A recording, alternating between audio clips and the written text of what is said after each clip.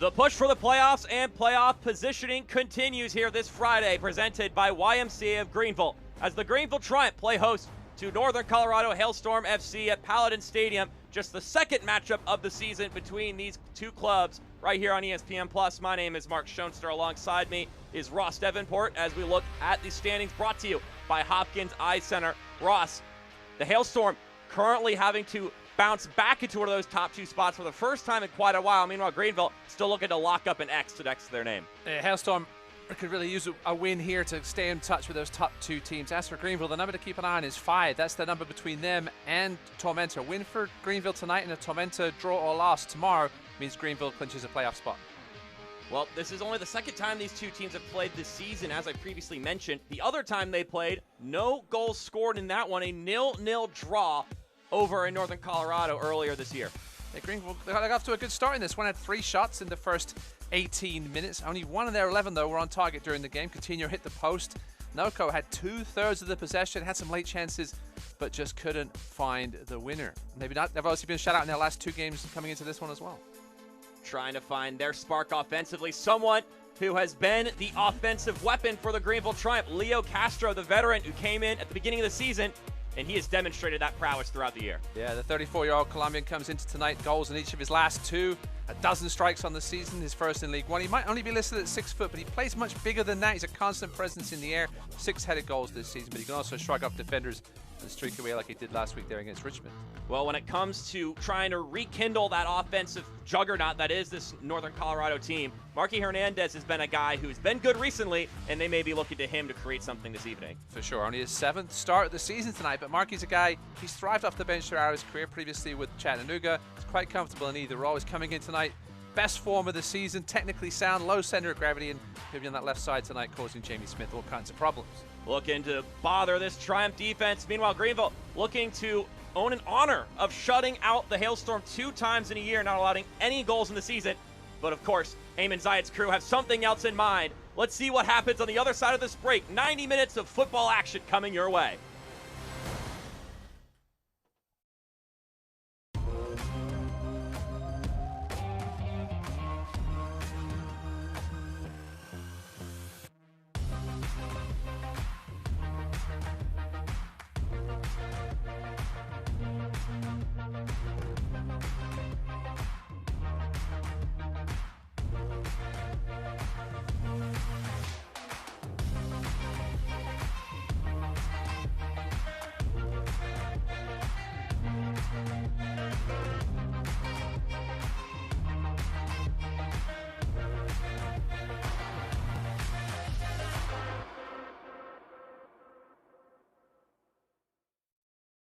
We started thinking about the new locations, where we need to be. And Spartanburg just made sense because we already had all the connections from 25 years ago, and still currently. I mean, we do a lot of business out of Spartanburg. But we really, really like to pour into our loan officers and to our operations staff. But, you know, I'd love for it to be, you know, another one of our main branches.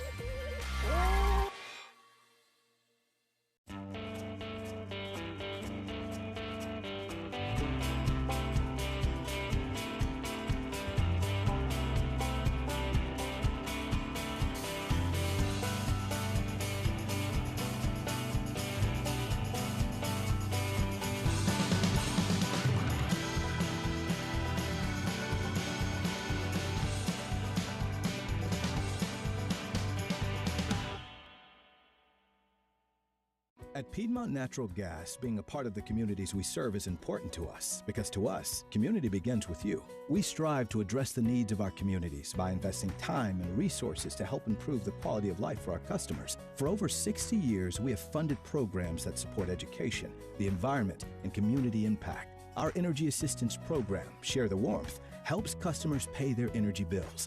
We're committed to helping our neighbors by powering the vitality of our communities. This USL League One broadcast is presented by YMCA of Greenville, proud partner of the Greenville Triumph.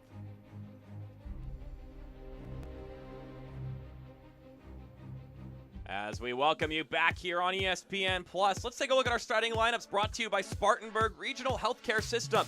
Well, John Hark said he wasn't going to make any changes, and no changes indeed for his starting 11 from the Richmond game. Yeah, the only change for John Harks is on the bench, where Tevin Shaw finally back healthy to be in the 18. He's been off injured this season. He comes in for the suspended Devon Boyce, who accumulated too many yellow cards. Interestingly, Mark, nobody from the Team of the Week on this team last week. Crazy. Shout out to Alan Gavilania scoring his first goal of the season last week against Richmond. Now has been a provider throughout the year. Meanwhile, for Northern Colorado, kind of the opposite on this side of things. Lots of changes for Ammon Zayed. Yep, 5 changes from Saturday's 2-0 loss to NCFC. They're matching Greenville's back three, which is interesting. They've done it a handful of times this season. Out go Lukic, Powder, who's not even in the 18, Dietrich, Aparan, Rendon, Inca, Marky Canandez, Robles, Kwakwa, Evans for his first appearance since late August. And then Rob Cornwall comes back in on the back three tonight. Trevor Ammon, still the leading goal scorer in USL League One history in a single season, which also means, obviously, the leading goal scorer this season in USL League One. As we await for the whistle from our head official, Alexander Zhelezkov. He's got Alex Anderson breathing down his neck, though, Mark. Yeah, he's been catching up as of late. I didn't think it was going to be a race, but he's got himself right back into it. His goal X.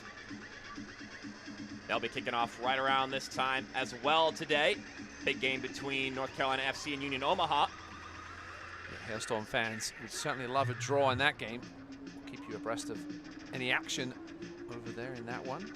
Of course, though, the main focus needs to be on what's in front of them, and that is the home side Greenville triumph. The side still looking to tie up their playoff spot, and we are underway here from Paladin Stadium. It's Greenville in Northern Colorado for just the second time this season. Yeah, Greenville with a short week and a long trip to Fuego on Wednesday. They'd love to win this one and have a playoff spot clinched before that trip out to Fresno on Wednesday. See if it happens. Gonna win tonight, as you mentioned. Wins tonight. Tormenta not win their game tomorrow. They will be playing the Richmond Kickers. That'll be on the road at City Stadium. So yeah, Richmond gave Greenville a game last weekend. Leo Castro, the game-winning goal in that one. You saw it before the game. Very well done from him. Kwakwa gets this one out to Arthur Rogers, who has to wind around Noah Frankie. Rogers playing a little wing back tonight. We've seen him play center back recently, and obviously play as a traditional fullback. He'll be looking to provide his usual exemplary service from out wide this evening. Still sitting at 10 assists on the season. If he gets one more, he ties the League One record for assists in a year. I think he may get there. I have a feeling he's a great season, such an excellent set piece delivery guy as well, not just on the crosses. Although he delivers a lot of those. Leagues ahead of the rest of the league in crosses delivered, 209, which is 33 more crosses than second place. Speaking of Trevor Ammon, get to that in a second. Another whistle here and a free kick for the Hailstorm. Nice little bit of honesty from Ammon Zayed this week, saying that Trevor Ammon, as well as Arthur Rogers, he knows this is probably it for them with Northern Colorado. They're probably going to find themselves playing at a higher level next year. And he said to both of them, just want you to play your asses off the rest of this season, giving you all you've got. That was a nice bit of honesty from a coach, something you don't really hear too often. He knows these two guys are probably gone. Had some interest, obviously, from Championship. Perhaps even MLS Next Pro. We'll see where they end up next season. They'll certainly have their choice of options, I would think, with the way they've played this season and last season as well. I'm sure that was a big arm over the shoulders kind of moment when he got to chat with them about that. I think players like that. Honesty from their coach. Ammon's always a great chat with us during the week. I'm sure he's the same with these players behind closed doors. If you know what to expect from a guy, then you know what they're looking for, and I think that's all players want, right? Is honesty from their coaches and playing time, right, as well. Yeah. If you deserve it, right? If you don't, then step up your game. And here is Rogers now. Rogers drills it in, headed away by Tyler Polak. think I see the skullet in full effect still. Yeah. The patches they've been calling him. John Harkes didn't have a reason for us though why Tyler decided to go with this. I don't even call it a hairstyle, Mark. It's just a hair nightmare, I think. A hair decision. It's a good one. Gavilanes pokes that one over. Pilato to Frankie. Frankie dips it inside for Gavilanes. Speaking of inside, Mark, you see Alan Gavilanes coming in, the inverted wingers. It's where he scored last week. John Harkes said he's been really trying to get him and Noah Frankie to do that. Come a little inside and help out even on the other side. I mean, Gavilanes was basically on the other side of the pitch from his right wing spot. We'll see them switch around tonight, I'm sure, as always. Yeah, he was saying he gave credit to the wingers and the rest of the unit for making that adjustment in that Richmond game. Resulted directly in a goal. Shirt tug here. That's going to be an early booking for Billy King. That's his 5th yellow card of the season. And now he's going to have to be careful for 85 more minutes should he play the entirety of the game. It's a bit of a silly early yellow from the Scotsman. Jamie Smith got the other side of him, but I mean, right by midfield. Yeah, do that in the final third, I can understand, but Ammon's side won't be happy about that. They do like to pick up yellow cards. This was the team Jamie Smith got elbowed in the nose against in their previous meeting and broke his nose. He tried to wear a mask the next game and then threw it off in the first 10 minutes or so. Yeah, and they got hit in the face again. Yes. He's got a couple of games, though, without contact to the noggin. We'll see if he can survive tonight. Coutinho. Now Smith, once again, taking some contact. Plays the ball centrally. Clearance is provided by Cornwall, but Greenville have it again. Walker strikes, and he didn't put that one on target. Good bright start for the home team. Been a lot better in the opening 15 minutes of late Greenville. They had a little bit of a funky patch a couple of months ago where they were starting slow. John Harkes wasn't happy about it, but they've come out well these last 3 or 4 games. Looked good opening out against Richmond. John Harkes mentioned that their ability to dictate the play when they wanted to was good in that game. When they had a goal to accomplish, they were able to set it forth and translate it onto the pitch. Got it a really big performance with 2 great goals. Although, of course, not the same juggernauts they were last season. A win on the road at City Stadium, never something to be shrugged off. That was a careless giveaway. Rogers hits the brakes. Now swings in the cross. Smith gets there right before Ammon can. King retrieves it for the visitors, and the Hailstorm will once again push forward. You see Gavilanes tracking back there. We asked John Harkes where he's really improved this season, Alan Gavilanes. One of these hidden gems in this league. I don't think he gets enough love, but he's mentioned the defensive side of things, especially with the 3 at the back now. He's got to come back and help more on occasion. See, Evan Lee will drop back in there and make it a back 4 at times like he is now if they need to. Obviously on the transition, those wing backs have got to be careful. Rogers sends it forward. Robles still going, tried to shoot, snuffed by Lee.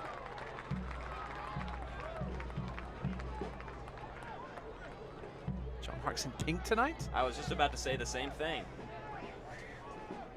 Not something we normally see. It's Furman night. I expect maybe if I saw him in purple. Furman band played the anthem tonight. And they had some deals for Furman students. Norty got that one to glance off of Lee. It'll be our first corner kick of the evening. I recognize some of the Furman athletics teams. I'm not sure if they did that before the game or at halftime. Obviously thanking them for letting them use their stadium this season. We expect them to be back here again next year. I believe it's like PNC corners for kids.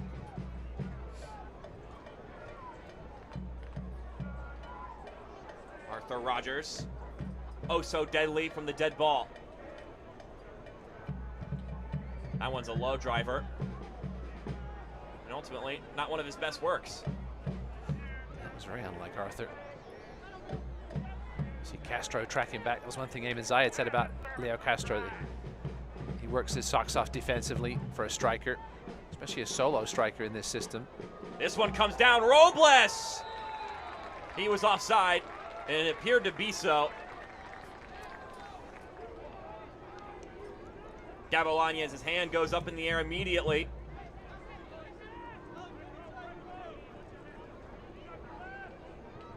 Yeah, he was up the far side of Gavilanes on that header. Timing was just off a little bit. Castro really is on his own up top. Coutinho will support him as well from the 10 role. Castro really does work hard, something John Harkes loves about him as well. Here's Frankie working on Rogers. Connects with Walker.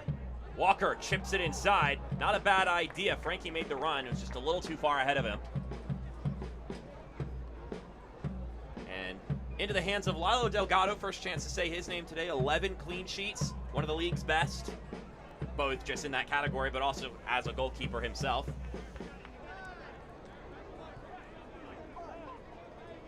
Revelation this season in professional soccer, getting his first crack at the starting job as a keeper. Spent some time in USL Championship where you can usually find some hidden gems, right? There's backups in USL Championship, guys that want to play. Spend a couple of years with the team, get the opportunity to come to League One and show what they can do. Talk about Jared Mazzola. John Harkes said a couple of weeks ago he's had some sniffs from MLS teams asking who this guy is. Wow. For his shot-stopping ability, just general athleticism. He's got a huge boot on him as well. So Trevor Ammon goes down, and he has won a free kick in what I've always dubbed as Arthur Rogers territory. Yeah, the Greenville defenders didn't like this decision. It's a nice long ball from Rogers. See if we see here what happens. Brett Fricke may have had some hands on him. Ammon was almost goal side. Perhaps went down a little easily, but free kick it is, and as you mentioned, Mark, in a very dangerous position for a Mr. Rogers, right in Mr. Rogers' neighborhood. Exactly. Brandon Fricke, the veteran defender. I believe he said 98th appearance with the Greenville Triumph. Still not have a yellow card against him this season, Mark? I can't remember Nope, if that was the no case yellow last time. cards. That's an amazing stat for a center back. It is on the wrong side of the pitch for the right-footed Rogers, but we know what he's capable of. I also got Billy King sitting to his left. A guy who's demonstrated he has some range to his game. It's Norte Norti and Arthur Rogers by the ball, though.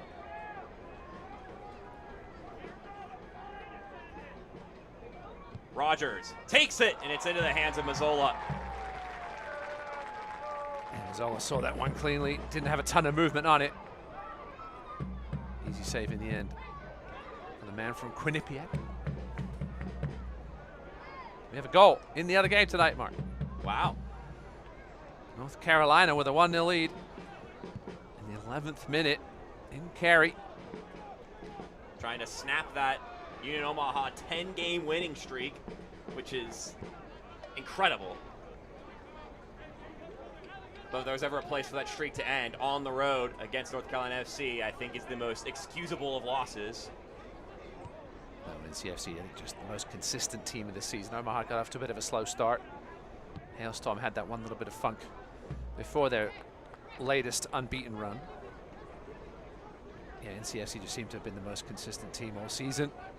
Well coached, obviously heading up to the championship next season.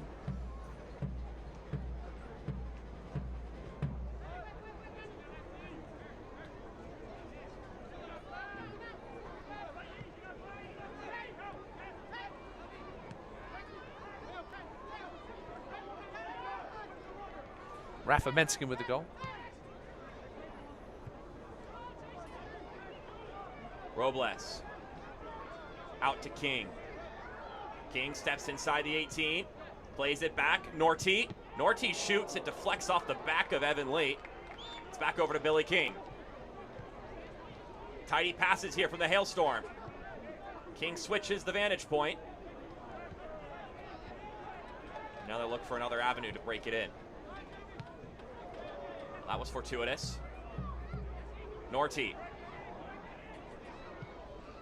floats this one in, and that one nearly bent towards goal. Jared Mazzola was beaten on that one. Glanced over his shoulder, was glad to see it flash past his far post. That had been a bit more curling, it would have gone in. Surely not the intention of Norte Norti. Certainly looking for Ammon at the back post. Can't blame him.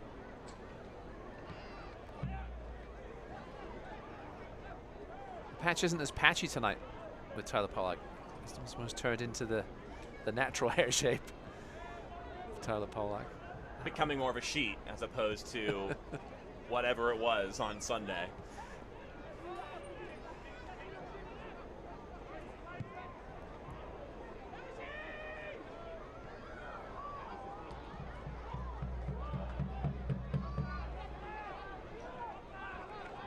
Poked out for a Greenville throw. Castro will opt to relinquish throw-in duties.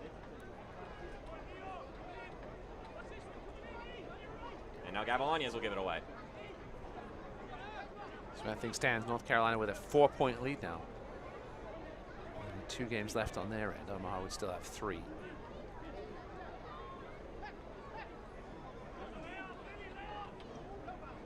Certainly wouldn't clinch things for NCFC, but would make things very difficult for Omaha and Anoka. But still plenty of time left. Smith swings it in, looking for Castro. Not too far off target. Both teams fishing for that first opportunity. Walker decides to shoot. Not sure if that suffered a deflection or not, and it appears it did. It'll be a corner kick. It'll be Greenville's first trip to the corner flag.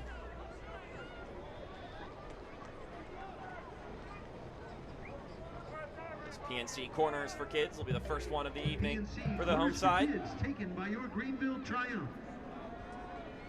We'll see what John Harkes' side can do from the set piece. Noah Pilato, the one who will provide service. Pilato sends it in, knocked away. And then Gavilanes tried to serve it right back into goal after the contact from Lalo Delgado. Yeah, Delgado wanted a free kick because Evan Lee was right in the vicinity, but I think we see it again here. Evan Lee just stood his ground. Delgado had to come over him. That was a good half chance for Gavilanes. If he kept that one down. Would have required a quick adjustment from Lalo Delgado if he was going to get his hands on it.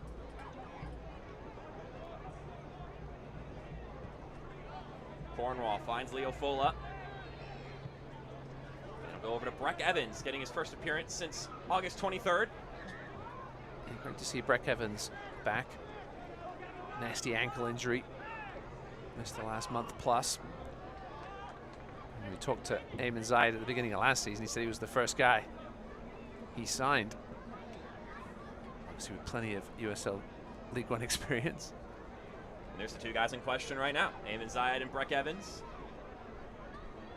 We're gonna throw in our Select Ball, the official match ball supplier of the USL League One and many elite leagues throughout Europe. Visit www.us.select-sport.com for the latest Select products, specials, and more. Select, the player's choice.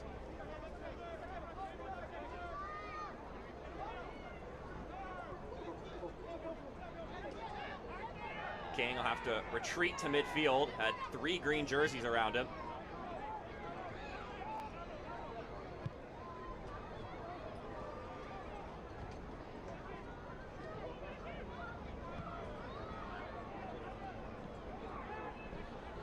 See how close of an eye they're keeping on Leo Castro. Rob Cromwell almost man-to-man marking him here. Rob Cromwell actually played in Ireland as a youngster with Ammon Zayed. Castro just insistent defensively, trying to win that ball back. Talking about North Carolina moments ago, it was a North Carolina game that the Hailstorm last played in.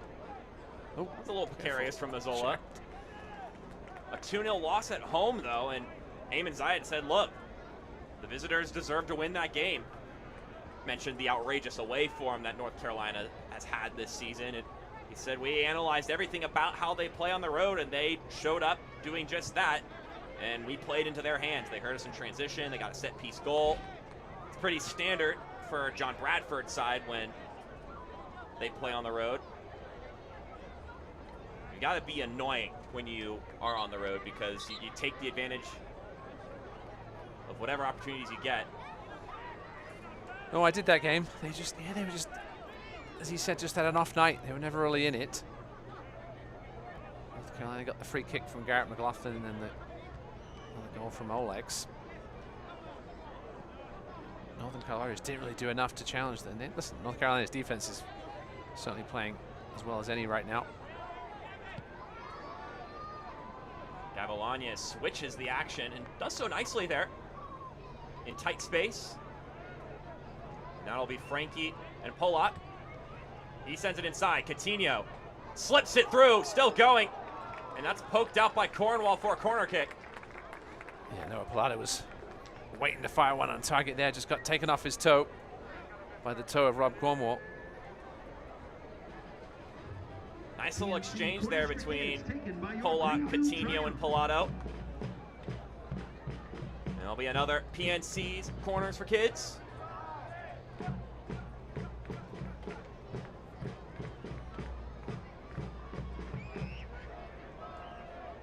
Not used to seeing Noah Pilato take these corner kicks, Ross. No, I mentioned it last game against Richmond.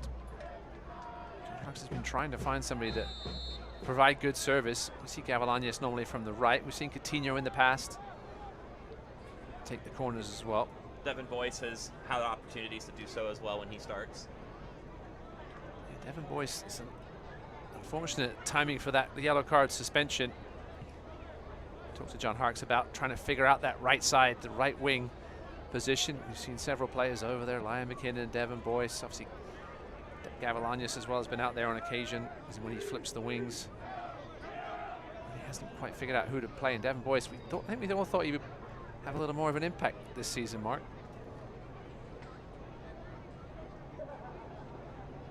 It hasn't been for lack of effort. No, he still gets everywhere, as the old Omaha chant goes. That's another yellow card, I would think. Yep. So Marky Hernandez goes into the books. Just his third yellow of the season. I'm not sure what he really has to complain about. It's just that he got beaten by Polak and then barreled into the back of him. That one won't count. The referee wasn't looking. 2 early yellow cards from our head official, Alexander Zaleskov. 2 warranted yellow cards, though. Yeah, I mean, that was just smart work by Polak. He knew the line that Markey was taking. Polak just slowly cut across it. And Hernandez really didn't have a choice, either to slow up or to plow into the back of him.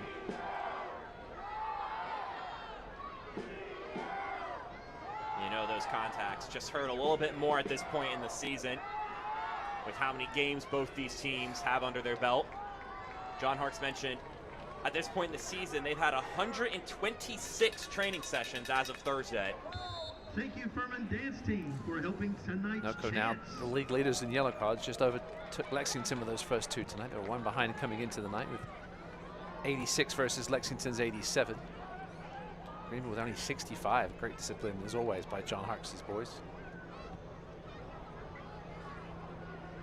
I don't think a ton of yellow cards is a negative thing as long as you're taking good yellow cards. Yeah. But neither of these 2 tonight, that one was perhaps a little better than the early one from Billy King, but you've got to pick and choose your spots.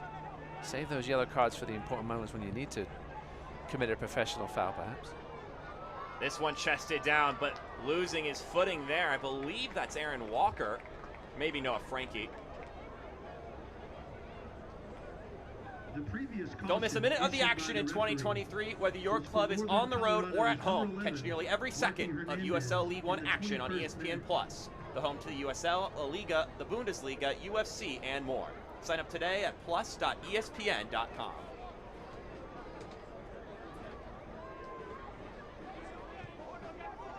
At this point in the year, it's about making sure bodies are staying upright and some of the younger players are staying engaged. John Harkes talked about how for the rookies, they've never had a season this long before, especially if they were playing in college. So some of the challenge is to keep these players locked in and to not burn them out. Asked him how much are they focusing or are they trying to avoid focusing about the table and how every other team is doing, and he said, well, I mean, in the first place, we don't focus on winning as much as we focus on performance. The winning comes if your performances are good. He says that's very important if you want to have a good culture as a club, is that it's not entirely hingent or dependent on if you get 3 points or not. No, that's the way every coach would like to do it, right? Especially such a long season like this, if you start worrying too much about the wins and losses until you get to this point, you start losing focus on the performance side of things. Coutinho. Nice. Always has a moment like that a couple times every game that just makes you go, huh, wow. Does it so elegantly. And that's just given away by Robles.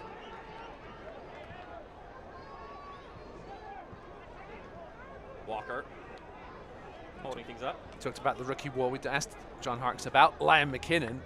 He's obviously banged up for a bit, but showed such a great impact last week coming off the bench. Not starting again tonight. He said it's just where he thinks he needs to keep him for now. Doesn't want to exhaust him. Perhaps those games he missed would help. That takes the total down a little bit, right? He's not playing 32 games. He's playing in mid-20s, perhaps. Still, you mentioned the practices, right? You're still practicing. Still takes a lot off the legs. Pollock showing some aptness with the ball at his feet. Coutinho nearly slid it through, but Castro, actually that's Gavilanes tracking back. Smith rolling down that right-hand side, and his service left something to be desired. But it won't be a goal kick, it'll be a throw-in deep in their own territory. Talking about workload, it was very similar for Ammon Zayed's side. He mentioned he gave his guys a couple days off. I asked him if they tweaked anything in training after that disappointing result against North Carolina. He said, only certain things you can do at this point in the season adjustment-wise. It's more about taking care of the bodies. And he said after the tough loss, we wanted to sort of enact a mental and physical reset before the game against Greenville. So just get away from the game for a moment, and then you can come in with a fresh mind for the rest of the season. An aspect that both John Harkes and Ammon Zayed discussed when we had the chance to chat with them. You can't be ball 24/7. No. Just taking a look at the other game. North Carolina out shooting Omaha 7-1. It only takes one time with those Owls, though. But North Carolina only 38.5% possession. Obviously been taking advantage of it. Coutinho looking to connect with Gavilanes inside. And now here's Trevor Ammon. Will the flag go up? No, it doesn't. Ammon shoots! It's through the hands of Mazzola. And the Hailstorm have found an advantage. It's goal number 21 on the season for Trevor Ammon. Well, Greenville players are questioning the linesman. Sorry, the assistant referee, I should say, on that far side. See if we can see it on the replay if Ammon was indeed onside. See if we get the angle, we'll show it on, not from this close angle we won't, but the Triumph defense, do you see Trevor Ammon even looked up to look at the assistant referee, not something as a coach you really want to see. Northern Colorado goal. I mean, Evan Lee, if it was anybody, it was Evan Lee, who was the latest to step up, but certainly some questions there. John Harkswell had a good look at it from his vantage point. Yeah, that's pretty tough. No matter what, it's 1-0. Either way, Trevor Ammon, his goal tally is now of legal age, 21 on the season for the league leader. Trying to keep his spot atop that Golden Boot mountain. What a season he's had, the man from Westminster, Colorado.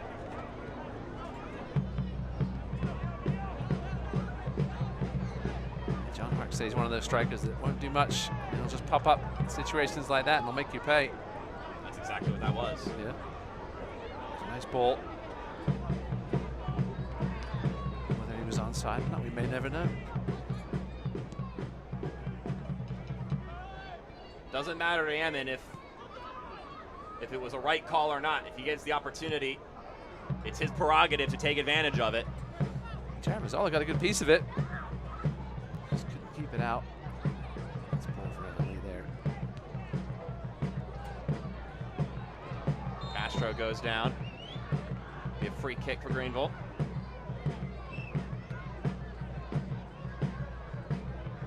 Douglas with the assist. That's his first assist of the season after returning to the club in the middle of the year.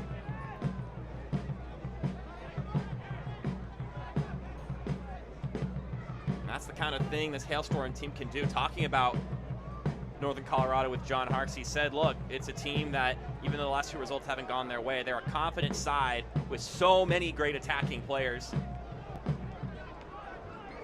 He said, we've got to bring the game to them. And I would say they've done that so far in this one, but it only takes a moment for Trevor Ammon. And here they come again. King gets that one blocked away. Rogers now has it by the perimeter.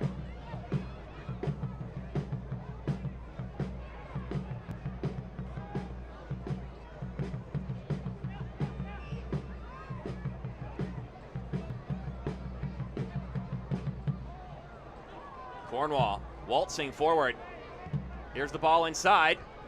Too high for Cornwall. Cleared away by Smith. Did give it a solid airheader though, Rob Cornwall. He was nowhere near it still. Still went through the motion of heading it. You got to appreciate the commitment. Just practicing.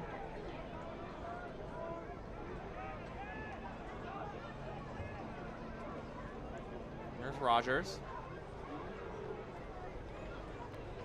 Connects with Norty. The sliding challenge will knock it out for a corner kick. The Hailstorm trying to ride a wave here. That was a brave tackle from Noah Pilato. We saw Alan Gavilanes get called for a penalty in a very similar spot.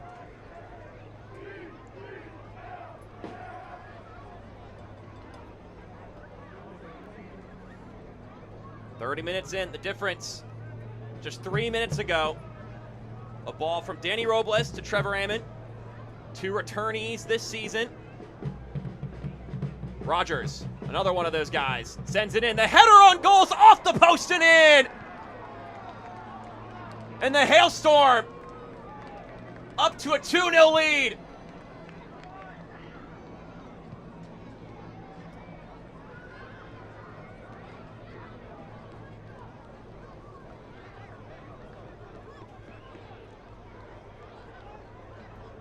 Ammon again. I was thinking maybe it was. Yeah, he was also, Leo Fowler was also there. Ammon just, nobody got a body on him. That's a quality header. Perfectly placed. Just glances off the post. It's goal number 22 for Trevor Ammon. To say he's exploded this season is an understatement. He showed signs last year, but nothing to suggest that he'd have a season like this. No. Just clinical inside the 18. Just a second year as a pro. Played at the Colorado School of Mines before finishing at Midwestern State University, a college that's in Wichita Falls, Texas, which is just south of Oklahoma.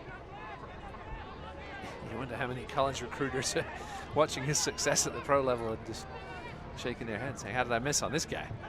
Exactly. He's got all the physical attributes, just such a nose for goal. Greenville just didn't track him. A free run to that ball. He still had a lot of work to do, though. It was a superb header. Greenville now with all the work to do in this one.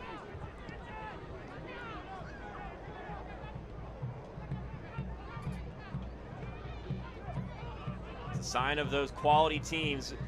It's been the top three of the table and the rest of the pack in USL League One. It's games like these that have demonstrated that difference, and they're at it again. Another opportunity here. King hits the side netting. Yeah, Greenville are over the place right now. Confident shot. Down 2-0 at home. Greenville haven't scored twice. Many times lately. Obviously did last weekend. Before that, it had been a while. And now you can pick up your own green kit for 40% off. That's the minimum that they're going to be looking for here in this one at this point in time. But they also have the worry of just hanging on to the scoreline as it is right now. Also worth noting, Arthur Rogers, of course, on the service. That's his 11th assist of the season, which ties him for the League One record. He said earlier you anticipated him breaking it. Now he just needs one more on the year. Got 2 more games after this one, both of which at home, and the rest of this one. Greenville do have a favorable schedule down the stretch themselves. Obviously, nobody really wants to go to Fuego in a midweek match, but that's what they'll have to do on Wednesday. The last 3 games against non-playoff teams, Chattanooga and then home against Lexington last week. Even with a loss here, their percentages, chances to make the playoffs would still be very high. I think they were 98% after last week's win, or even before last week's win, I think. So not a time to panic for Greenville, but just disappointing in the way those 2 goals were given up. Questions obviously regarding offside on that first goal. The second goal, the one guy you got to keep an eye on, put a body on, is Trevor Ammon. Yeah. And they didn't do it. As you mentioned, though, the one team that'll definitely be celebrating this scoreline as it stands right now outside of the Hailstorm are Tormenta and Knoxville as well. The 2 sides still in the hunt for the playoffs, currently on the outside looking in. They are very much in favor of the Hailstorm here. Robles gets that one knocked out by Walker. Meanwhile, Northern Colorado still not only fighting for one of the top 2 spots, but still very much in contention for that #1 seed, despite the result against North Carolina last weekend.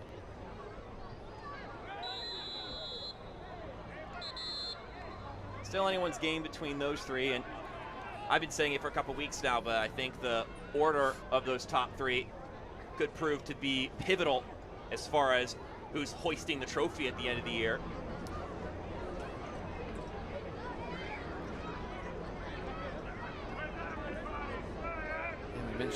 Mentioned over the last few weeks, a few times, the potential weather situations in Colorado and Omaha in late October. I mean, you were at the League One final a couple years ago in Omaha. Yes, it was a little chilly. I have lived here in Florida for a while, so blood's thinned out a little bit. Just depends. There's obviously a bit of luck involved in it, whether you get a good weekend or a bad weekend when it comes to the temperatures. To register or volunteer as a particularly high chance of snow or anything like that. You never know.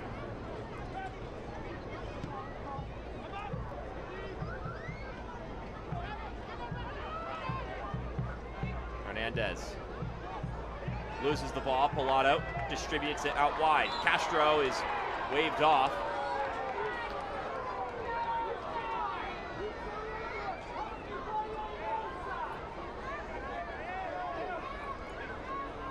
It was certainly a close one. So Greenville looked to get going on the transition. Not the most particularly effective transition team in the league, and it can be dangerous at times, especially when they get those good defense splitting passes. Not really a quick, hey, let's go run sprinting the other way team. So what McKinnon did last week to Richmond. Superb ball to Castro and shrugged off the challenge. Chandler O'Dwyer. Evans finds Hernandez. His ball is headed out nicely by Fricky.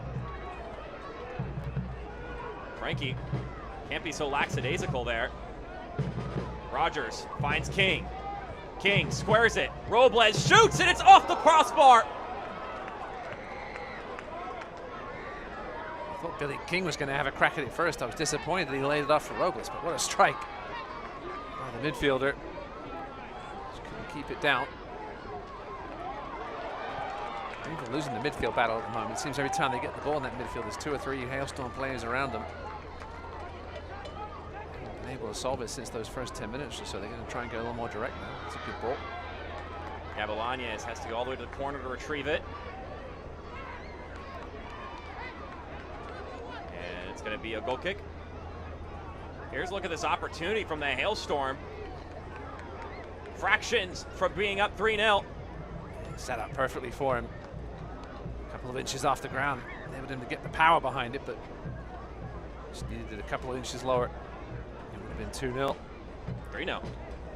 Sorry, 3-0. What am I? Those 2 goals came so quickly.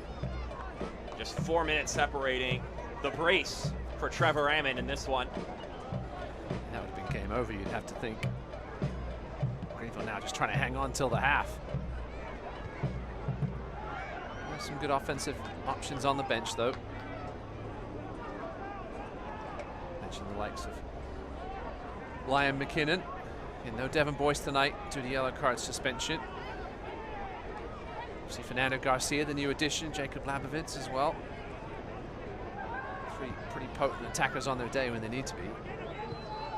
Yeah, certainly some guns on the sideline that you can hire into this game.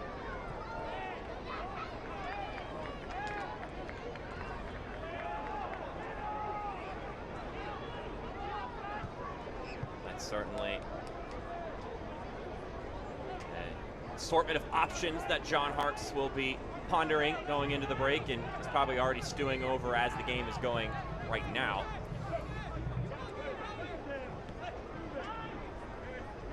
Trying to figure out what's it going to take to find a push.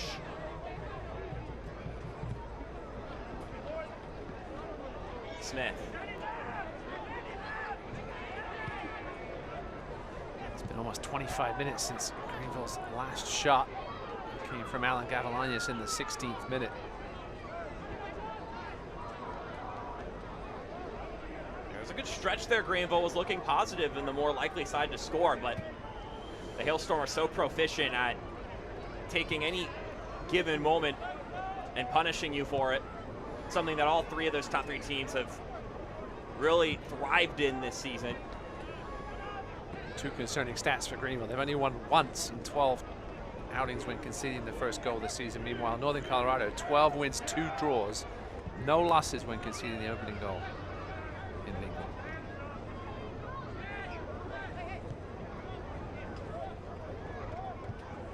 Such a tough team to crack down as we get to the segment of the game brought to you by ScanSource, accelerating growth for partners and calling Greenville home for 30 years. We got a goal that'll please the Storm Chasers. Union Omaha have tied things up against North Carolina. 1-1 there, 5 minutes to go in the first half. That's the result they'll be looking for.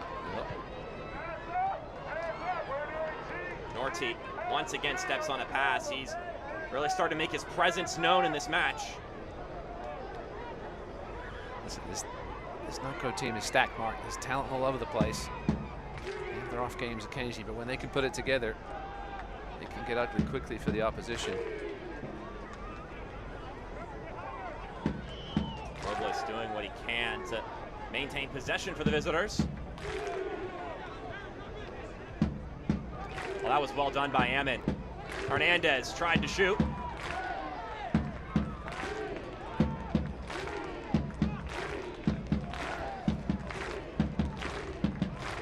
Cornwall sends it over. Driving in now is King. Ammon has it. Ammon tries the shot, and it skips into the hands of Jared Mazzola.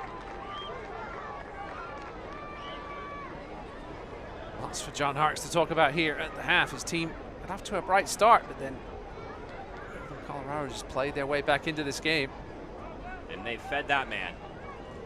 Smart thing to do, Mark. I've heard. A strategy that has worked better than feeding any other player in the league this season. And a side that's been very good defensively recently. Ammon Zayed extended his compliments to Greenville. He said they've been very stingy as of late on the defensive side of the ball. He also said that it's a side with a lot of veterans and experience that know how to get the business done on the business end of the season when results are necessary. Didn't have to deal with Castro last time these two teams met, and that was a big point of concern for Ammon Zayed. Luis Gil with the goal for Omaha. Assist from Steven Dos Santos. Usually it's the other way around with those two. That was their first shot on target, and it went in.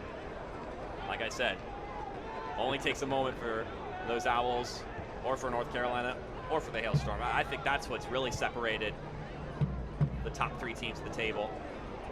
Omaha's 26th first half goal this season to lead all teams in League One. The NOCO fans will be hoping that result stays that way. Still a whole half to go there, though. In North Carolina, across the border. Bolak Feeds inside. Walker does well there. And the half volley from Frankie. Aimless in the end.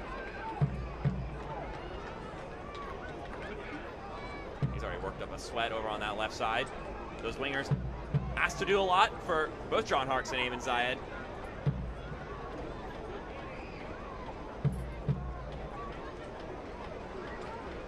A lot of recovery necessary at this point in the season. John Harkes talked about how you got to recognize where the guys are week by week, especially when you lose a day or two to prepare for a match, like in this case, the Sunday to Friday game shift, which is oh so common in USL League One. I say that with dripping in sarcasm. Just talked about Noah Frankie. Seemed to get a little more involved on the offensive things as a wing back. See how long he hangs around at halftime. Just hasn't done a ton as opposed to Gavilanes. Too far. Those two goals are just sort of taking the air out of this one at Furman Stadium. Crowds quietened. Hailstorm will love for it to stay that deflated way for the rest of this match. We'll put them at 56 points if the result holds, which is just a point shy of their preseason target. Ammon Zayed said before the season, we said our goal was to get 57 points, and they felt that 57 points would very easily be enough to win the Players' Shield. Now that isn't going to be the case. As King keeps this one in play. Billy King has that one trickle through. Now Robles. Billy King beat Tyler Polak for pace there. I thought he was going to just try and squeeze it between Jared Mazzola and the post, or at least between his legs, but decided to try and chip it to the far post and took a crunching challenge afterwards. Cornwall will tap it back. We get 2 minutes of stoppage time, brought to you by Engineered Sleep, the best handmade mattresses in town. Visit engineeredsleep.com for better sleep.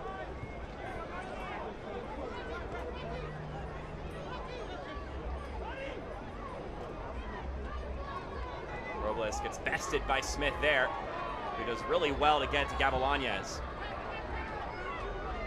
Tried to float it forward for Castro, but was too far ahead of the striker.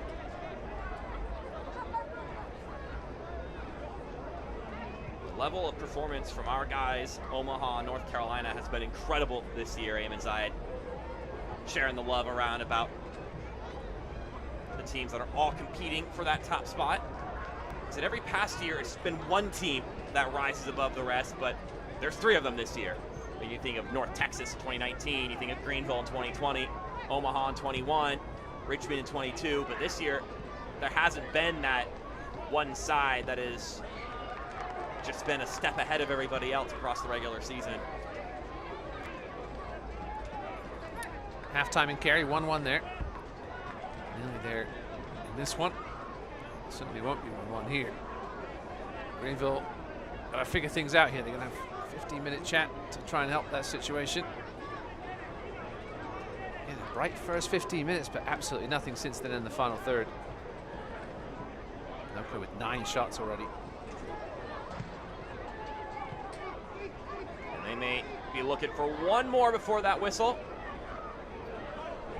Smith heads it out. Alexander Zheleskov hasn't put his mouth to whistle just yet. And there you have it. Like you mentioned, a positive start for Greenville, but the Hailstorm take the moment given to them, and they're cutthroat with it. It's 2-0 thanks to a brace from Trevor Ammon, who now has 22 goals on the season. And they are still well in the thick of it in the race for a bye, as they hold a 2-0 advantage going into the halftime break. Adjustments necessary for John Harkes. Meanwhile, Ammon Zayed's side will look to hang on to what they've got for the next 45 minutes. We got some halftime content coming your way on ESPN+. We'll step aside briefly, but we'll see you then after this break.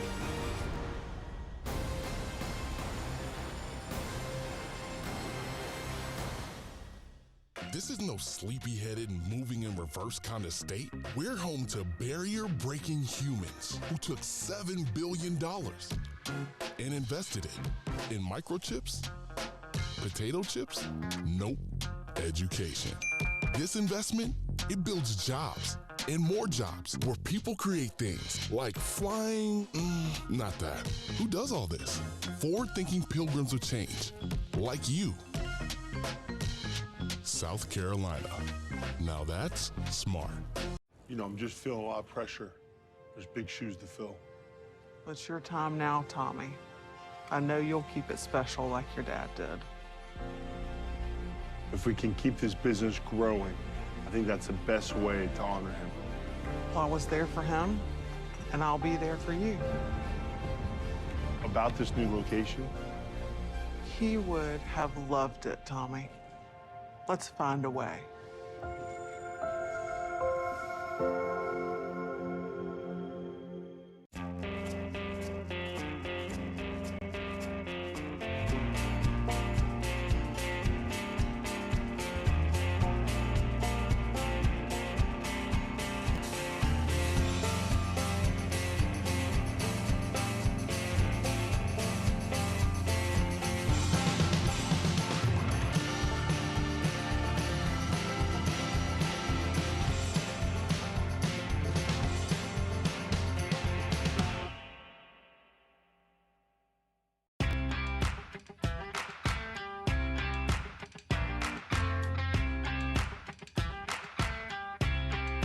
We offer a full array of dental treatment, and what that provides you as a patient is you're able to come to one place and get comprehensive care under one roof. I've always been greeted with a smile. They know me when I call. I trust them. We'd love to see you at Wood Creek Dental. Visit us at woodcreekdental.com. Welcome back to Paladin Stadium. After 45 minutes, it's a 2-0 lead in favor of the visiting Hailstorm. Mark Schoenster alongside me, Ross Davenport here. We talked a little bit about what these two teams went through last weekend in their games. Now we have the chance to actually take a deeper dive into what occurred, starting with the game on Sunday, a match that was supposed to take place on Saturday, Ross, but Mother Nature had other plans in mind, a storm coming through the Richmond area. Hopefully everyone in Richmond's doing fine, but Alan Gavilanya's great first goal in this one. Yeah.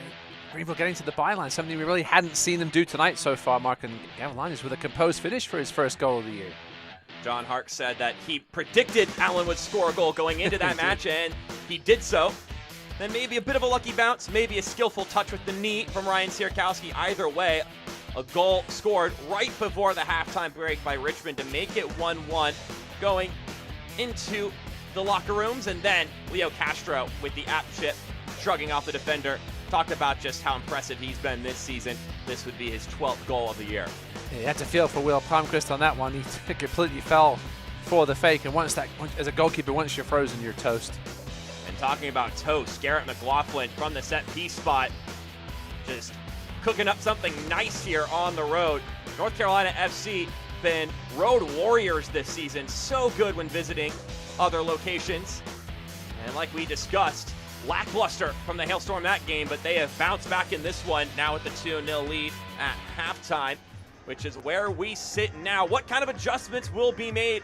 Will Greenville bounce back in the second 45? Only one way to find out, but before that, we have this from the USL. We'll see you in a moment.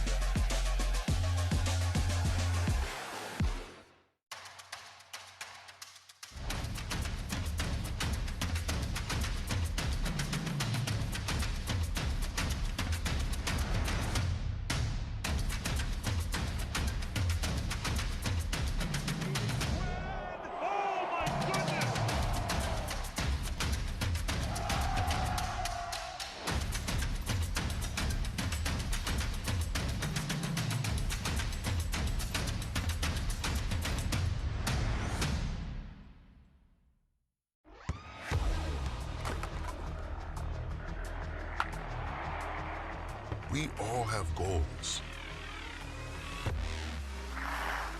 But let's be honest. Most of us aren't going to be professional athletes. But if your goal is to finish your degree, we can help. Come to a university that puts your goals first. Bellevue University, your partner in finishing goals.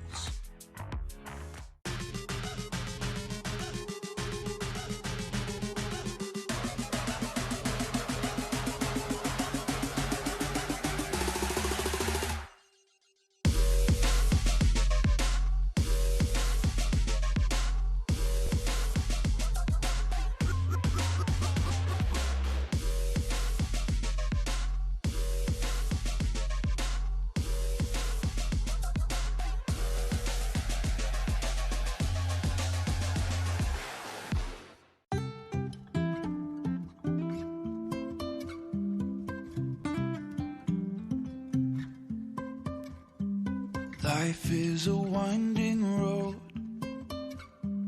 no telling where it goes. Driving through days and nights, won't stop for traffic lights. And I really wanna know,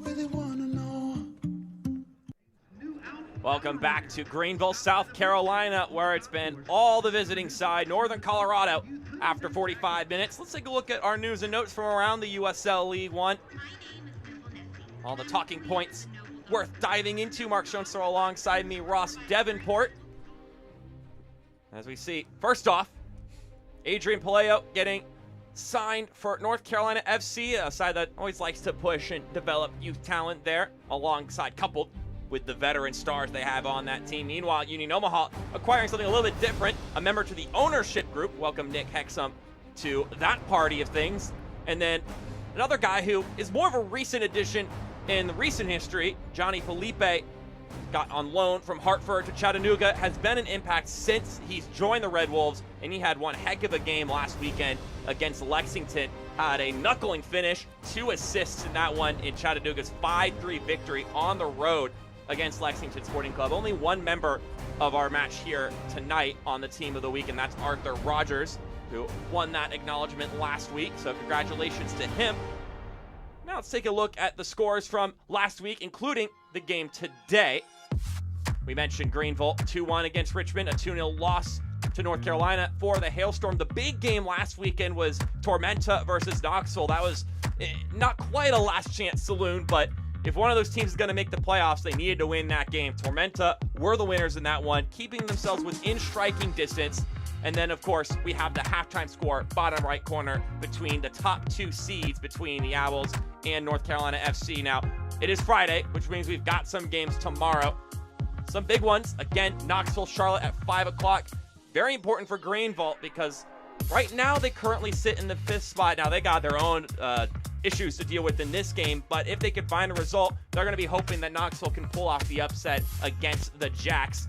And then, of course, on Wednesday, the Jacks play Union Omaha, another big game, and Greenville plays Central Valley Fuego later that night on Wednesday, the midweek trip across the country. So a lot of big games to tune into tomorrow and in the middle of the week. With that in mind, though, that's a bit of looking ahead. We still have another 45 minutes of action here at Paladin Stadium to get into. So with that in mind, we'll step aside one more time. When we come back, we'll have the highlights from the first half, the stats from the first half, and then the second half here on ESPN+. We started thinking about the new locations where we need to be. As Spartanburg just made sense because we already had all the connections from 25 years ago, and still currently. I mean, we do a lot of business out of Spartanburg. But we really, really like to pour into our loan officers and to our operations staff. But, you know, I'd love for it to be, you know, another one of our main branches. It's not about building a home in just 30 hours for a deserving family with Habitat for Humanity, or about building homes for a national television competition. It's about building memorable experiences with our community, team members, and trade partners that will last for a lifetime. Hunter Quinn Homes, building the difference.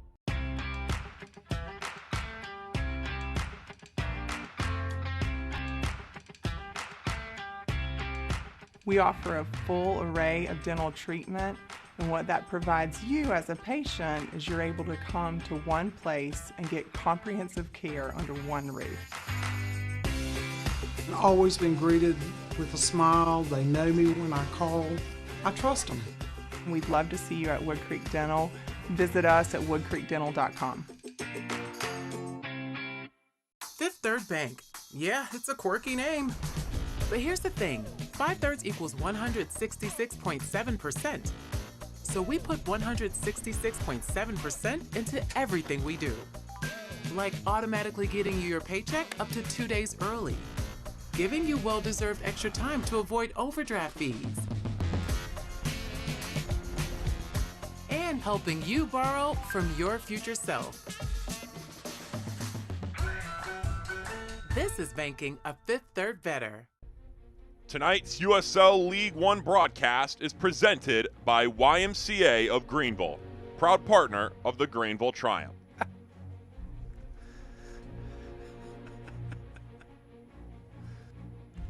As we welcome you back here for the tail end of halftime on ESPN Plus. Hailstorm against the Greenville Triumph. Let's take a look at those first half highlights, the first 45 minutes of action. An early yellow card in this game for Billy King, but he's kept out of trouble since then. Mark Schoen still alongside me, Ross Davenport. Early on in this game, it was positive for the Greenville Triumph.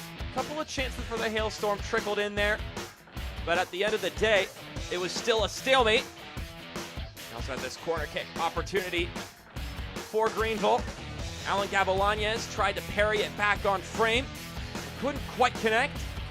And then the Hailstorm get their second yellow card of the half. Marquis Hernandez going into the books for his third of the season. He was our player to watch before the game started. And then they struck.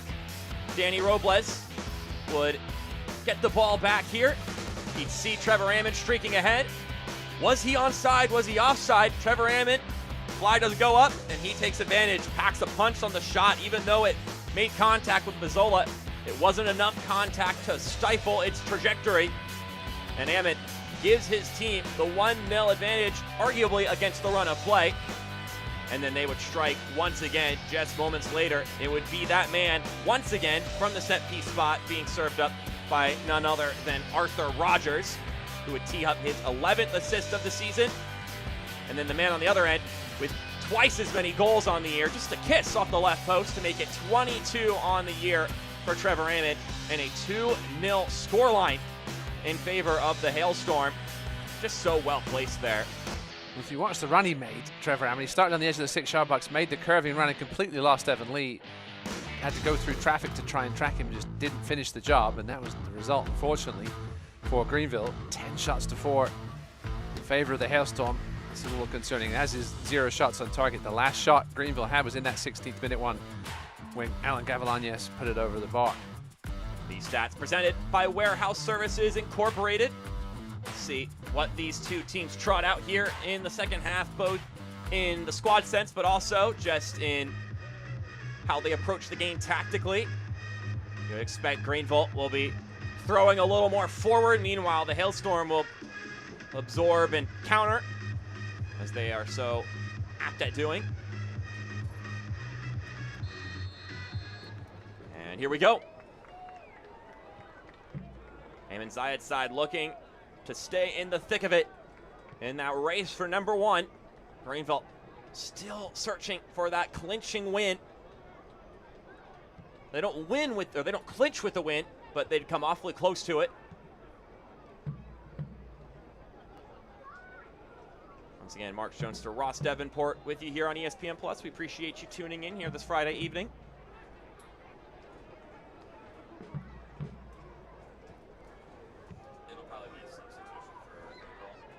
Even with a loss here, Greenville would still be if Tormenta don't win tomorrow, Greenville will still be 5 points ahead with 2 games remaining for Tormenta, so they could clinch on Wednesday. Tormenta still a lot of work to do. Gavilanes plays it inside. Castro just lost control of that ball for a moment. Yeah, that touch just sort of summed how the night's gone so far for Greenville. Just not good enough in that final third as yet. An early goal here would make things interesting, though. Coutinho just drags that ball with him. Smith is finding himself far forward, wins a corner kick for his side.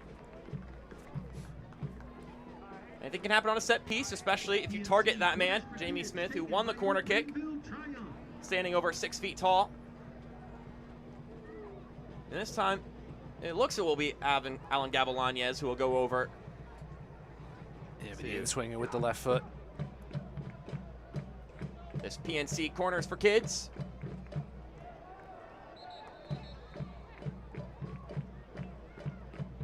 We'll get a hold from the assistant official as our head official, Alexander Zheleskov, keeps everything clean inside the 18. Issuing a warning to Evan Lee. Well, he was the one that, if you remember, blocked Delgado on the last corner when Gavilanes had that chance.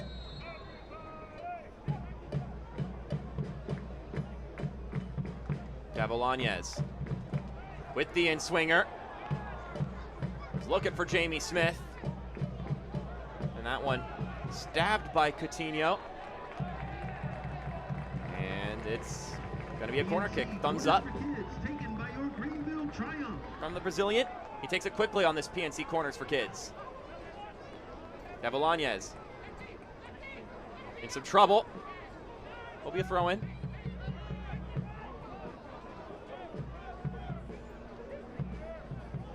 Bullock can square it, and he'll do so. Another ball floated inside, headed across, and Fola gets a piece of it. That service doesn't get too far. Smith.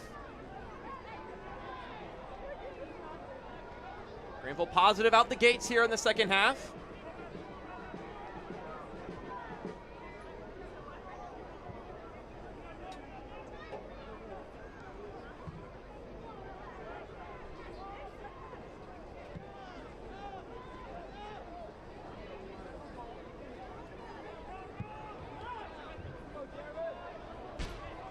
Greenville have got the ball into the final third and got bodies in there. They've been dangerous, but it just didn't happen much in that last half hour of the first half. We've seen it here again early. Hailstorm were just sort of shutting up shop, not even allowing Greenville to get into that final third and maintain possessions. Naughty takes a shot from Aaron Walker. Naughty, a player who really made his presence known in the first half, intercepting and stepping on a lot of passes in the middle of the pitch.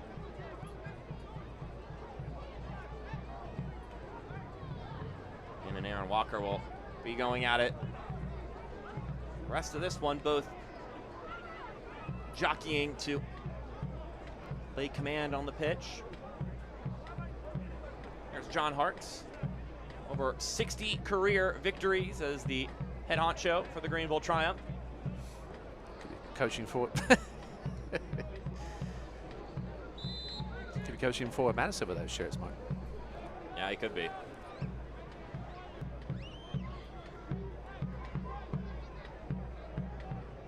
Madison and Greenville, two teams sitting in those last two spots as of right now, and along with the Charlotte Independents, three clubs that have not clinched their spots but are awfully close to it. Rogers. Whistle blows. It's going to be an offside on Greenville now. The Hailstorm had the ball. A decision that leaves me a little bit confused, as Arthur Rogers clearly had possession and was pushing it forward. Gavilanes. There's some of that defensive work being displayed. Castro parried away by Delgado.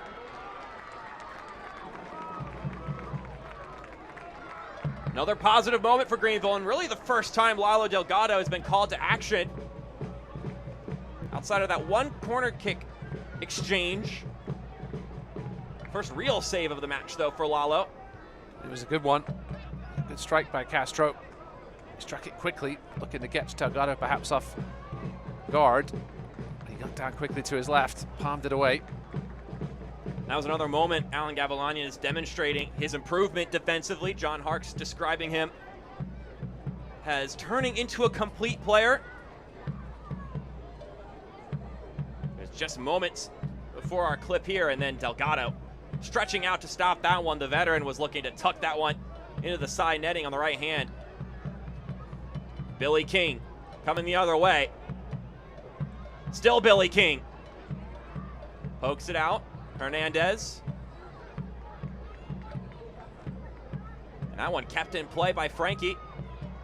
That's just a skirmish between those two over there. Hernandez got to be careful with that yellow card. Thought about making a clumsy challenge there and then thought better of it at the last second. You'd see Frankie was frustrating him. That's when sometimes you pick up that second yellow.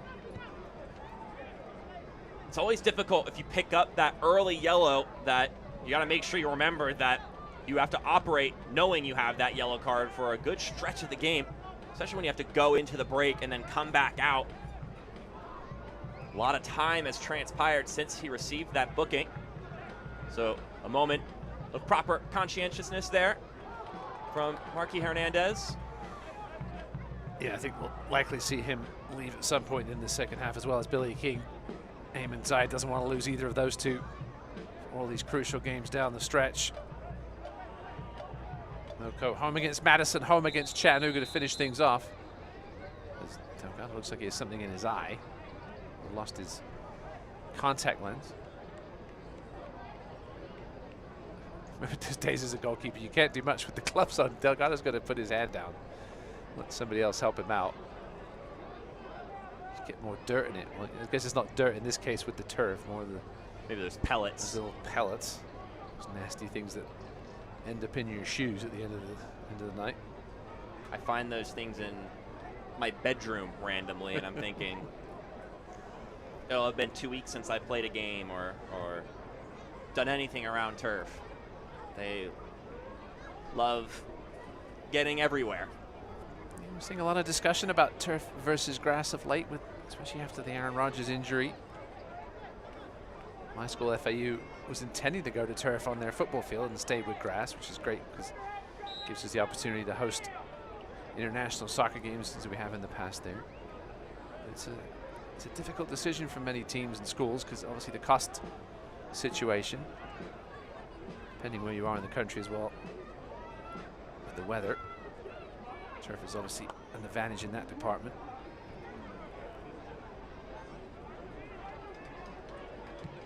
It's definitely going to be harder to maintain grass in Windsor, Colorado versus in Boca Raton, Florida. Yes. We saw Omaha's pitch them 2 years ago when they hosted the final. It's just a bit of a sandy mess. They do have the grass there at least. Castro alone in the corner. A lot of white jerseys around him.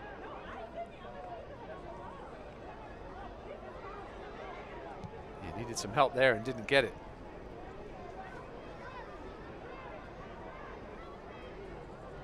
About 13 players returning from last year's squad for the Hailstorm. I was talking to Ammon Zayed a little bit about the chemistry this team has, mainly talking about this year as far as how early in the season they have all that travel, which just is necessitated both due to the weather, but also due to their stadium was still getting the finishing touches. And he said, I mean, this carries over from last year, though, with those 13 guys. They went through a lot, and experiences like that either make you or break you, and it certainly made them stronger. And then this year you start on the road and you don't lose many games in that stretch, which is vital because you could get really deflated fast if your season just starts out on the wrong foot and you're constantly bussing and flying everywhere. Coutinho. Get shrugged off there. Hailstorm had a good finish to the end of last season. They only lost 3 of their last, actually 4 of the last 15 games, but also won 7 or 8 of those Nice little finish down the stretch. Beat Omaha, Greenville in the last 4 games, as well as Greenville twice actually in those last 6 games of the season. And people weren't really giving them the respect they deserved perhaps coming into this season. They've certainly spent some money. And Zai learned a lot from his first season in USL League One as a coach. He's obviously played in USL League One. He said he needed a little bit more experience in this league in that first year, he thought. Obviously now a lot of these players have that experience from last year and fighting for a bye in the first round now. Another one of those returnees, Rob Cornwall, with his 8th yellow of the season. Now a set piece chance for Greenville. It's an interesting setup here. 3 Greenville players lined up down the spine of the box. It's a very central location here.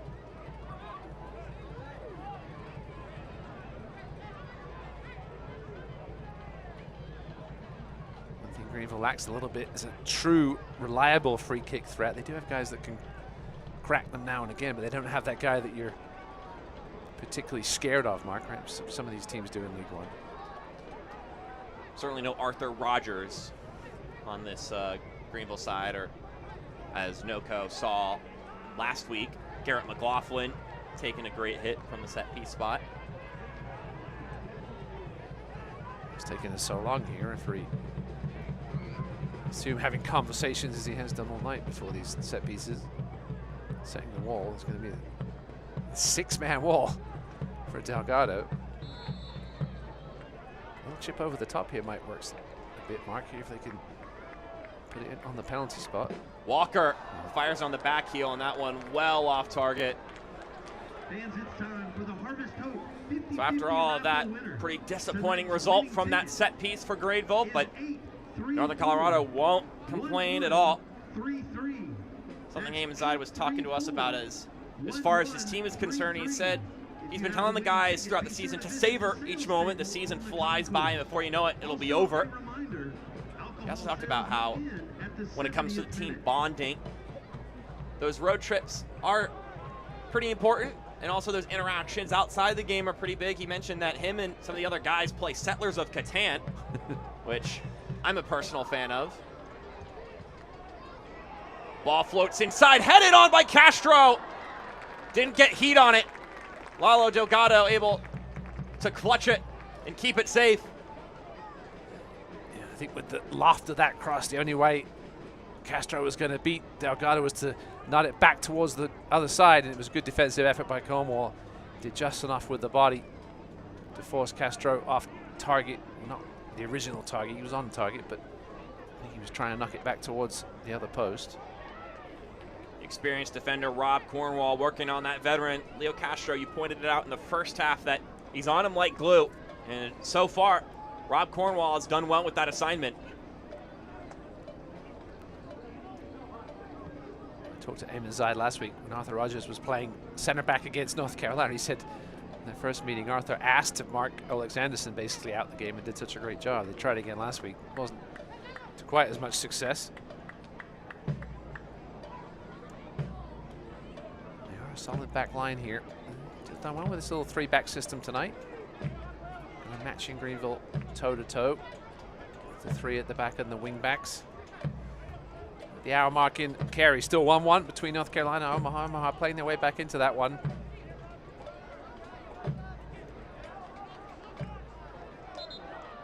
And that one looked to have come out. It'll be a throw-in for Greenville. Can't watch the match? Turn on SiriusXM FC 157, North America's only 24/7 source for engaging soccer talk, including USL All Access Tuesday nights at 7 Eastern. Plus your live matches from the USL, MLS, English Premier League, and more. All on SiriusXM FC 157 and the SXM app. Have to expect some changes here, I think, soon from John Harkes. That live McKinnon energy on the pitch just like he did last week.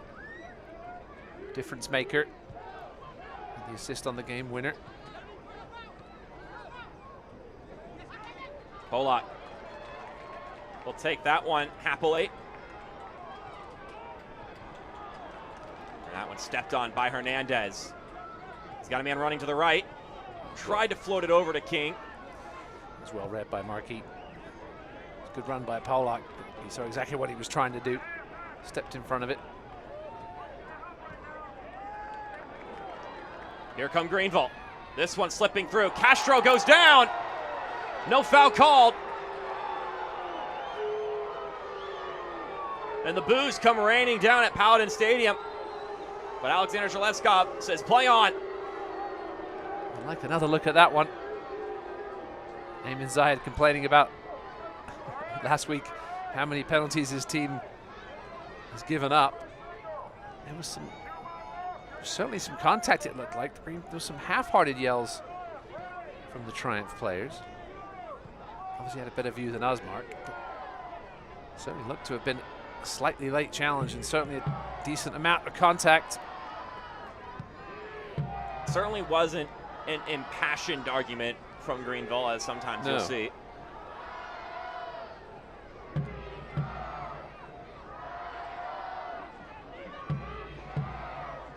For the Hailstorm, this has been a heck of a bounce back after their disappointing performance against North Carolina FC. Ammon Zayed was talking about how all they can do is focus on themselves. Gavilanes having to take on Cornwall. Now it's Rogers on him. Gavilanes still with it. And then Rogers gets the best of him. Well, at least he got the best of him in that one-on-one, but then he relinquishes possession. Castro still with it. Castro inside the 6, he shoots. Knocked away by Delgado. Rob Cornwall's having himself a game tonight, Mark, defensively. Now it's Walker. He's got Gavilanes inside. Tried to provide the service, and you are correct. Rob Cornwall playing one heck of a game.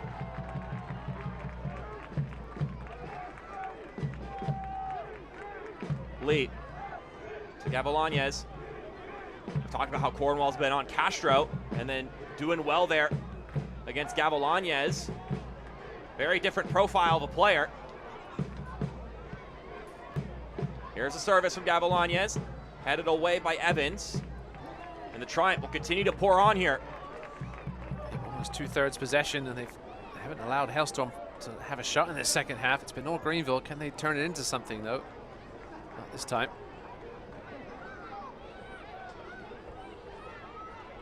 And the loss isn't the end of the world, all things considered, but if Tormentor do win tomorrow, it puts the pressure on Greenville with that trip to Fuego. No matter where Fuego are in the standings, difficult place to play. We saw what they did against Omaha last weekend. It'll be a challenge, especially going across the country on a short rest. Hernandez with the hopeful popped ball up. Talked about his recent run of form. That's something Ammon Zayed's going to be looking for in this final stretch of the season. He said all these guys want to play in the playoffs. It's what you play the game for, is the opportunity to play in those important games. Norty gets swept up from behind by Walker, and he might go in the books for this one. And he will. Aaron Walker with his 5th yellow card of the season.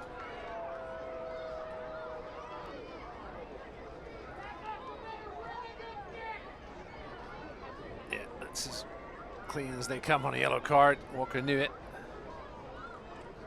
Now this is Arthur Rogers' side of the pitch. Hernandez wants a piece of it too, perhaps. Ammon Zayed's been telling these guys, show me that you're someone I should play in those playoff matches. All of these guys chomping at the bit to prove their worth here in these final 3 games. Hernandez has showed up as of late. Norty back in the lineup today, has looked good. Rob Cornwall showing his quality as always. Of course, he sports the captain's armband most of the time, so be pretty confident that he'll be starting in the playoffs. Can see Arthur Rogers around the ball. It's Hernandez, King, and Norty. He'll be the one to take it. Norty leaves. Hernandez can't put it on frame. Decent strike, just not quite enough dip on it to challenge Jared Mazzola. First shot of any kind for Noco in this second half. Still no changes for either side.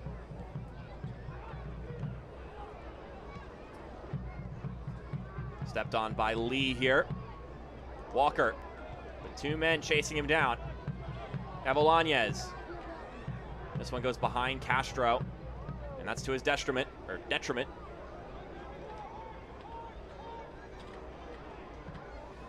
John Hark's probably considering the substitutions because of the short week upcoming week. Don't want to burn too many minutes this evening, especially with a 2-0 deficit. It's 1-0, perhaps different story. This one captain play by Pilato, but not on the second roll. Go out for a goal kick. USL is celebrating Hispanic Latino Heritage Month with stories, events, and more, bringing to life this special celebration across the league. Go to uslsoccer.com/Hispanic-heritage to learn more.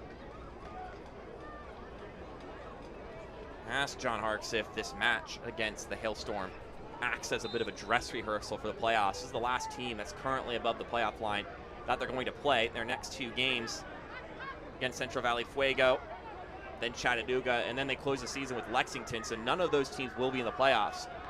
But Harkes told me that since the Knoxville game, every match has been a playoff game for us mentally, and you've seen it from the way our guys have played. They've turned the dial up on the intensity.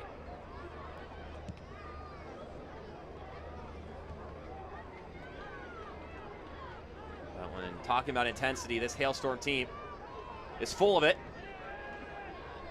and they've been unforgiving with the chances they've been offered in this one. A first half brace from Trevor Ammon, the separator. King rolls this one in, and that was an opportunity for Norte Norte. Didn't quite reach goal. Yeah, that one would certainly have challenged Jarom Zola if it had got through. Brandon Fricke with a big block. Greenville, they have 3 wins against current playoff teams this season, 2 of them against Charlotte, who seem to have their number. Now we will get the first change. For Liam McKinnon, there'll be a straight swap on that right, let's say wing back spot for Noah Frankie. So McKinnon comes into the game for Frankie. Made a big impact when he subbed in against the Richmond Kickers. And they'll be looking for that kind of change of pace to the game here. Caution issued by the referee goes to Northern Colorado's number 1 in the 67th minute.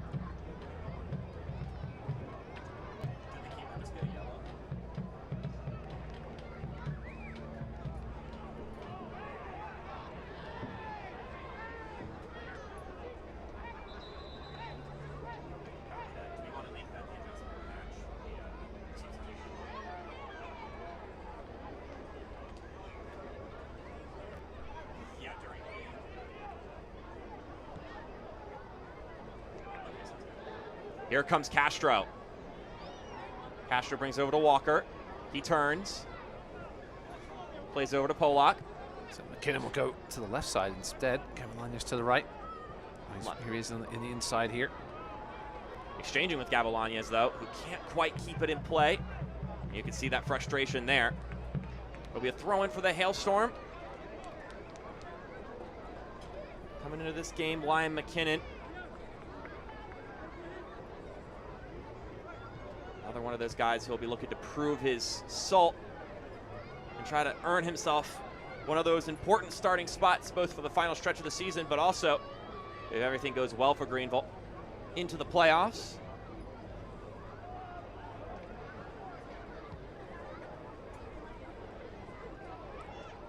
And that'll roll out for a Greenville throw. Quickly taken in. Mazzola will bring it down.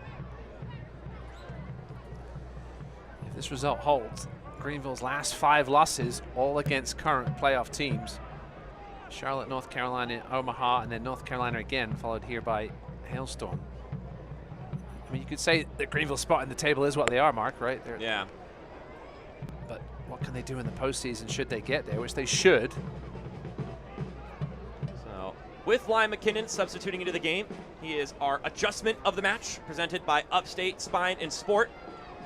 Hoping to leave an impact on this game. John Harkes having to be careful, like you mentioned, with minutes, considering a road trip to Central Valley and Chattanooga coming up this week as we get another yellow card.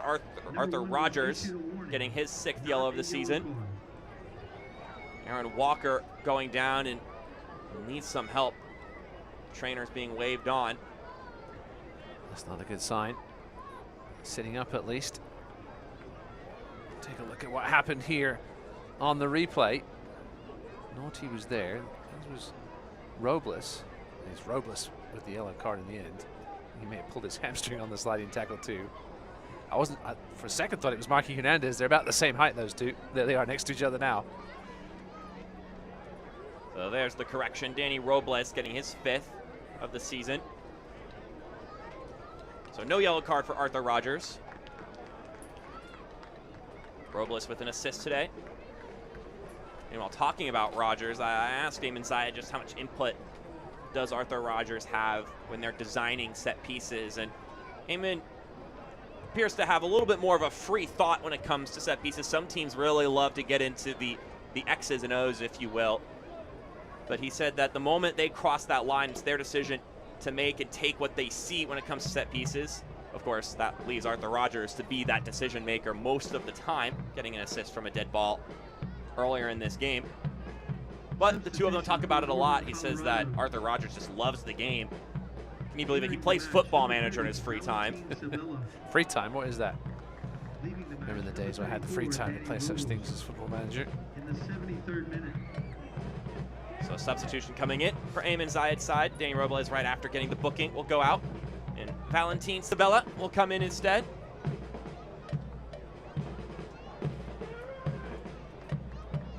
The Argentinian, 24 years old, trots on. Will be his 17th appearance of the season. He was banged up a bit recently. Just 2 months of action almost before coming back in that last game against North Carolina. Looked lively in that game when he came off the bench there for 16 minutes. Another set piece for Greenville. This one from a considerable distance. It's Pilato and Gavilanes. Pilato takes it. And it's cleared away. Pollock needs to get that one away, and he does so. Sabella with the fresh legs, providing chase. Pollock does well to get that one away. McKinnon, hopeful there, not on the same page with Castro. And Delgado will love to loiter around and take time off this clock. 2 goals in 4 minutes from Trevor Ammon. Once again, putting him at 22 goals on the season, which reestablishes a comfortable lead for him in the Golden Boot race, with Alexanderson nipping at his heels. Not quite in danger of losing it just yet, but I think the brace today just about locks it up. That gives them 6 goals in favor of Golitz. We're gonna get another yellow card here, and that one's for Marky Hernandez, which is his 2nd. Well, we've got 15 minutes here, Ross, and the Hailstorm have to play a man down and will be missing Marky Hernandez for their game at home next week against Madison. Well, Ammon Zayed's got to be pulling his hair out here. Hernandez against the defense, that's just silly stuff from Marky. With a yellow card already in the pocket, I'm not sure what he's thinking there. Jamie Smith, more of a danger in the box than he is at crossing the ball, and that's just very silly stuff from our player to watch tonight. As you mentioned, Mark will miss the next game now. Both these games, final 2 games, will be critical. The Hailstorm want to try and get one of these top 2 seeds.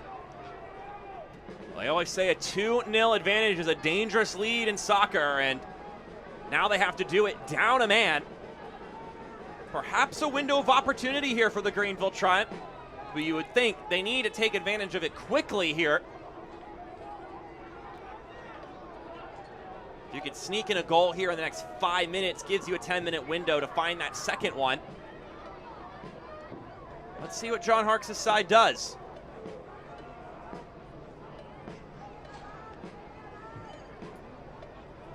And it may be bunker mode now for the Hailstorm. We'll see if Ammon makes any adjustments after that red card. Get to that in a second. Ball floats in, and yeah, Delgado, easy pickings. Does have the option of dropping Rogers back to a fullback spot and going to a back four, perhaps, especially with the other wing back off now in Hernandez. It's likely what he'll do. I would imagine. Rogers can play fullback, here he is now. Let's go to the right back spot. Cornwall and Fowler, the true centre backs. Evans, more of a centre back, but he can play out wide if needed, as can Leo Fowler. So it looks like that's what might happen here. Let's see.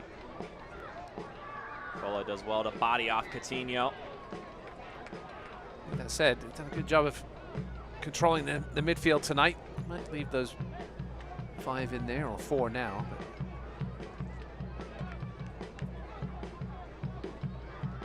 do have some options on the bench as well that they could bring into the game.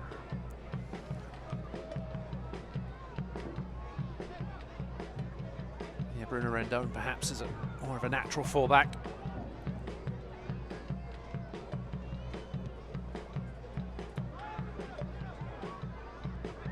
And that one will bounce out harmlessly. eFootball 2024 is here. Live your dream, rep your team, and play as your favorite USL Championship club. Free to play. Download now. No League One yet, but you could play as some League One alumni.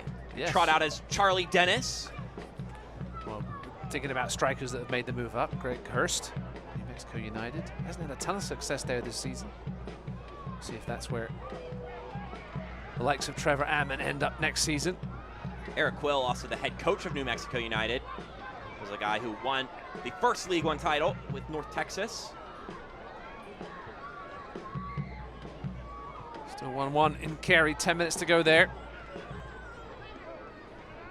As of right now this evening, outside of a red card going just the way the Hailstorm would like it to go. It's been a quiet second half across the border. Only 1 shot on goal between the 2 teams. Omaha and North Carolina, that is. Yes. Really, draw doesn't do, certainly does North Carolina perhaps a little more good than Omaha, but with this result, it's Hailstorm right back in the race. 1 point now separating the top 3, if these things stay as they are.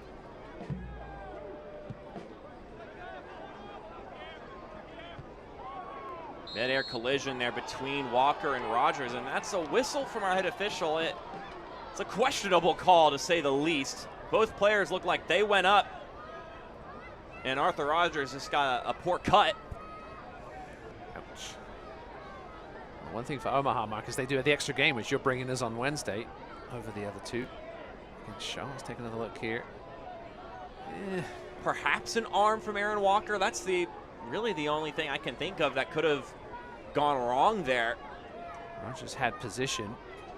Walker didn't come in a ridiculously helter-skelter pace, but he just got enough of Rogers to win the foul. It's always tough in those situations when that ball's in the air. You have 2 players going up. I mean, it's a dangerous situation in the game.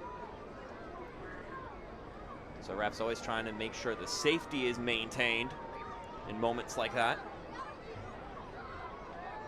We talked about in the first half, Arthur Rogers, Trevor Ammon, 2 guys who have received interest from numerous USL Championship clubs who have been reaching out to Ammon Zayed, and he's not dumb. He knows that that's probably the next stop for the 2 of them. Told them we started this together 2 years ago. Give me everything you've got for the next 5 weeks. Not that Trevor Ammon and Arthur Rogers are guys that don't give it their all in the first place, but in particular for this final stretch, leave a mark for the Hailstorm as we get 2 more substitutions. Jacob Labovitz coming in for Lucas Coutinho. And then we'll also get Nate Schultz, who will sub into the game for Jamie Smith. Both these substitutions brought to you by Spinks. Substitution for Greenville. 2 straight swaps there. Labo gives you a different look than Coutinho, obviously, but he'll just play off Castro. Schultz will go into the right center back spot. So Smith out once again, Lucas Coutinho out, Jacob Labovitz and Nate Schultz in. Substitutions brought to you by Spinks. And with 10 minutes to go in this one, Hailstorm down a player, but looking to hang on here after the first half brace from Trevor Ammon.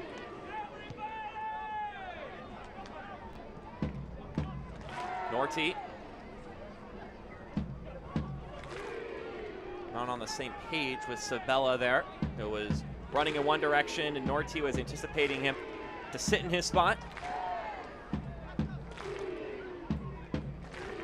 That was not hit cleanly by Lee.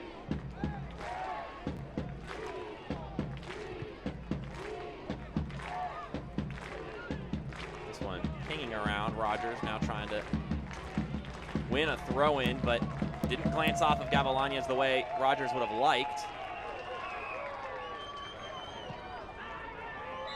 It's been a scrappy spell, and now a foul called on Greenville.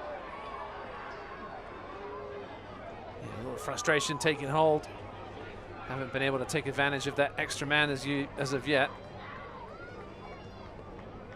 Good work back here by Trevor Ammon. Silly stuff from Castro following through. Castro, I think, one yellow card himself away from a suspension. Perhaps Greenville would like to wait till they've clinched a playoff spot before timing that one. They don't carry over, so even if he were to get a yellow card in the final match of the season, he would not miss a playoff game.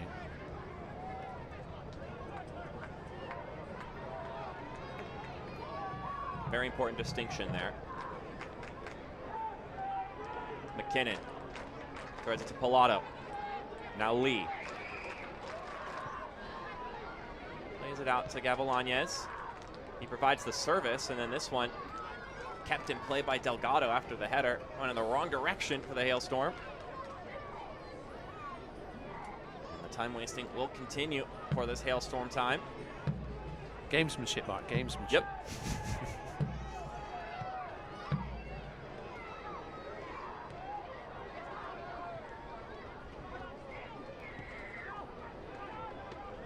Offense just gone quiet again. Last shot was back 20+ minutes ago for a team down 2-0. Not what you want to see. Gavilanes hacking it again. Castro just got onto that one. A heavy touch from McKinnon. Puts an end to that one moment, but it's still Greenville ball.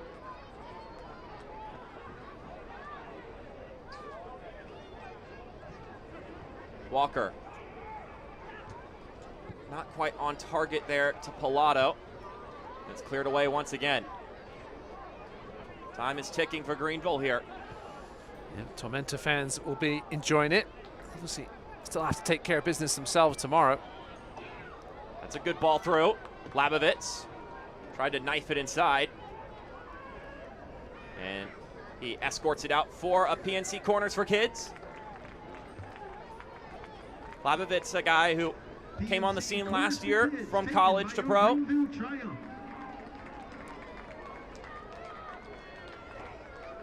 They're doing the same sort of process here with Liam McKinnon.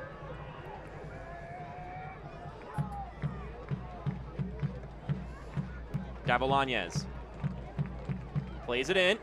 Labovitz got a little contact on it. Walker serves it back in. Winding up shot from McKinnon. Doesn't get very far. They're still going for it. And that one's off frame.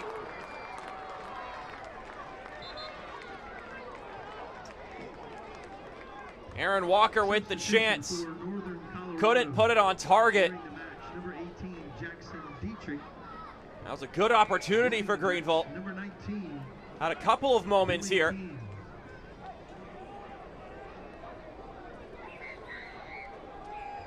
McKinnon couldn't get it through Enoch Kwakwa.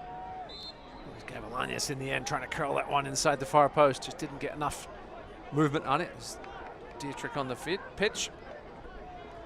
Coming in for one of the other players on a yellow card, Billy King. As we enter the last 5 minutes of the match. Brought to you by ScanSource, accelerating growth for partners and calling Greenville home for 30 years.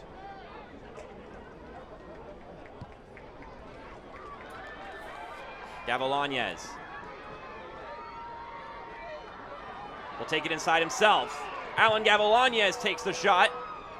Once again, Kwakwa stood in his way. And now Rogers will provide the clearance. Brought down by Lee. Stuck in the corner right now, Greenville. Right up against the sideline. All the good creative stuff tonight has come from Alan Gavilanes. Just hasn't been enough elsewhere. It's been the story at times this season for Greenville. It just get a little stuck in that final third. And no time to panic. Still got the game in hand on Wednesday. Against certainly an eminently beatable team in Fuego. Walker with the service. Didn't quite make contact with Castro or Labovitz, who are occupying similar spaces there.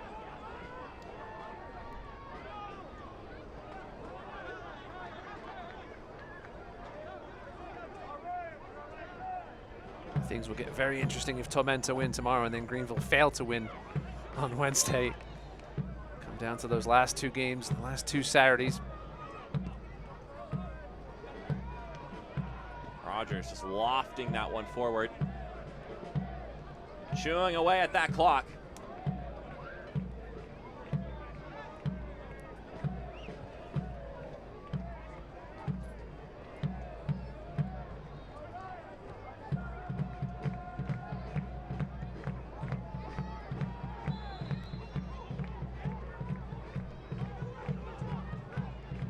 Whistle blown there against the Hailstorm, quickly retaken by Greenville.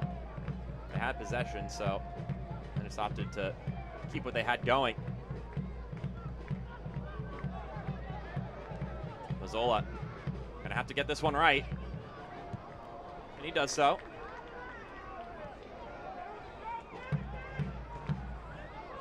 Delgado will await to collect this ball. He made a bit of a meal of that one. And Labovitz going to go into the book for the contact.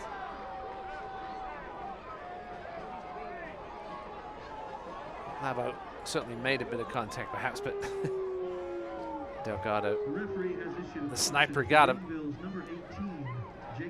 A silly yellow for Labovitz, but his 5th of the season. More importantly for Noko, more seconds off the clock. At this point, that's the more important thing. Stop his time in carry. Still 1-1 there. Perfect result for Hailstorm. Those are two teams capable of those late game dramatics, though.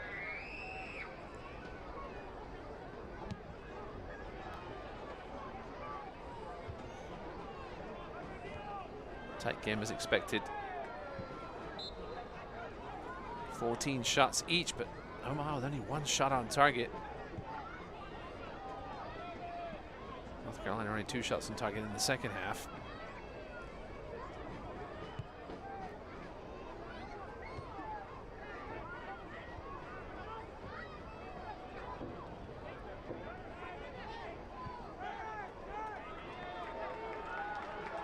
Here's Evan Lee progressing forward. This one falls to Pilato. Lee out to Gavilanes. He sends in the cross. It comes down. McKinnon still with it. Castro now. Plays it out right. Schultz sends it in. Gavilanes is going to have to put in an effort to keep it in play. It didn't go his way. 3 minutes of stoppage time in carry.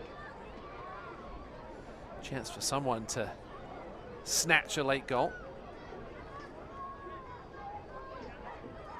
So 90 minutes transpired here. We've got 9 more minutes of stoppage time brought to you by Engineered Sleep, the best handmade mattresses in town. Visit engineeredsleep.com for better sleep. 9 minutes, well, 10% extra. Greenville will be glad to see that. Yeah, that's ample time. Still, other than that one shot, Delgado was low to save to his left. He really hasn't been made to do much, Mark. Only the 2 shots on target for Greenville. Disappointing home performance. Looks like Tevin Shaw going to get some action here in stoppage time. Just back healthy, Tevin Shaw. The only change in the 18 between this game and the win against Richmond with a Greenville triumph. Gavilanes gets by Rogers. Always so smooth with the ball at his feet. Schultz receives that switch. Pick practically being set there. Yeah, you can see that coming. Castro, as you said, Mark, with the pick, trying to set Schultz free down that right channel.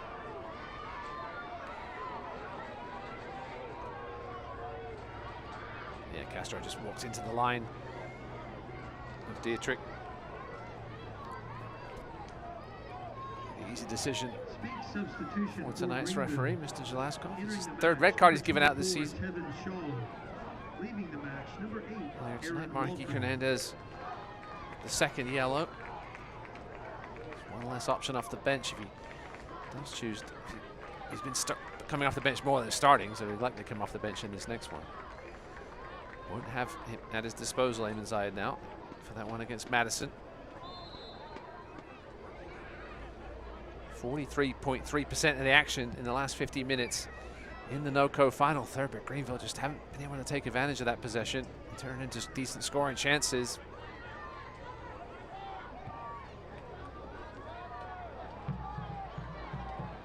Polak with acres of space.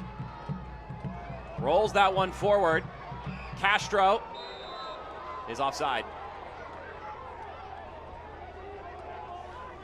It's an interesting one because it was played by the defender intentionally. It may have been offside on the original ball. Interesting one. Substitution being executed here for Greenville. Aaron Walker subs out with the yellow card. Tevin Shaw steps in. That substitution brought to you by Spinks.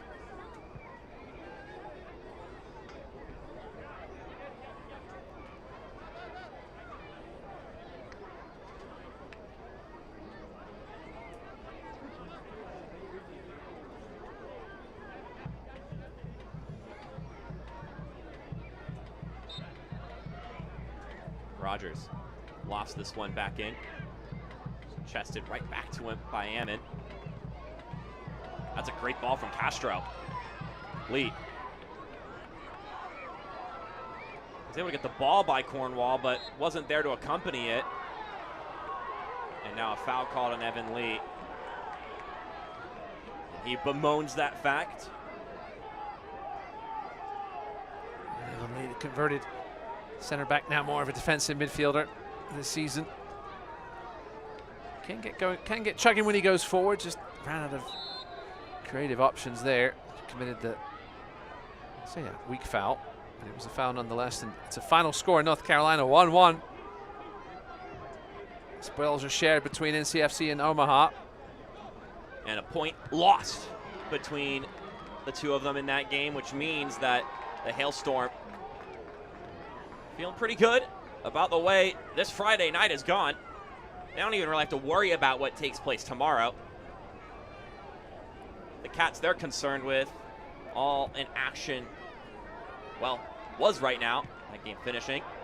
Ball service comes in, and Labovitz was calling for a handball, but instead the offside flag goes up.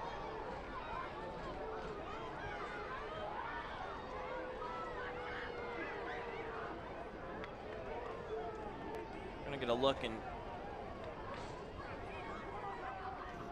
see. Not sure there was much in that. I mean, Labovitz has just got to continue playing it. Worry about signaling for a handball. Focus on tracking that ball down and getting it back into the middle. Plenty of things to think about for John Harkes, and not much time to think about it. They're going to have to leave on Tuesday for Fresno. They come all the way back to the East Coast for Saturday against Chattanooga, in Chattanooga. So what Chattanooga can do when they're on their game last weekend with 5 goals.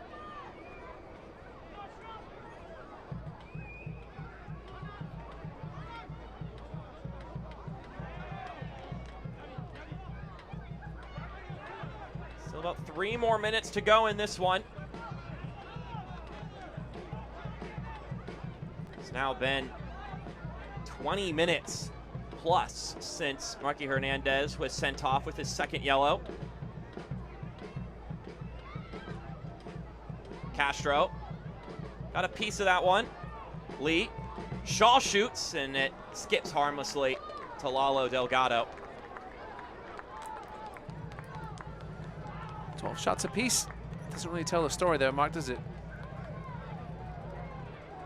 Hailstorm with only the 3 shots on target. 2 of them have gone in, but they haven't really needed to do much since taking the lead because Greenville's attack has been so anemic. 9 shots inside the box for Greenville. They only managed to put 2 on frame. Only the 1 really decent save from Delgado. Delgado looking to claim his 12th clean sheet of the season, which would tie him with Bernd Shipman.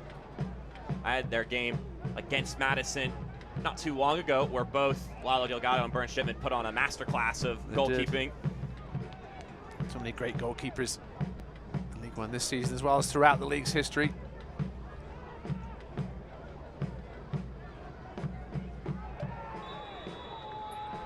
A bit of a crunching, crumbling collision there.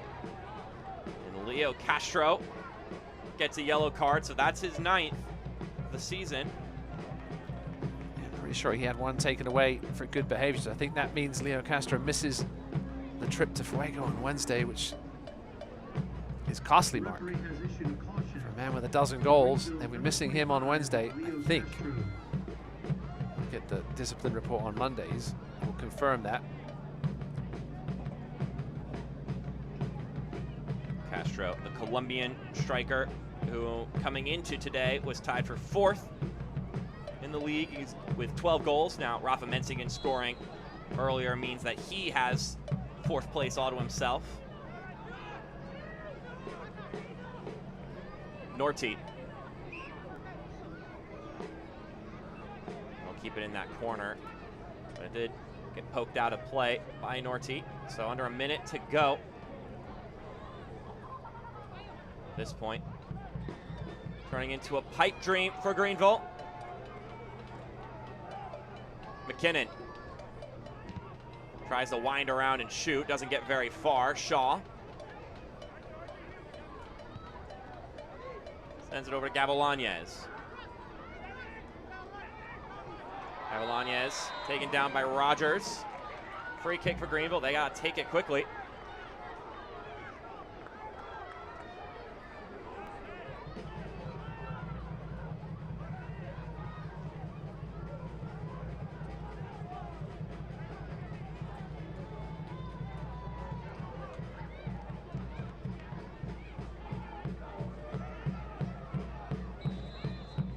Hit 99 minutes.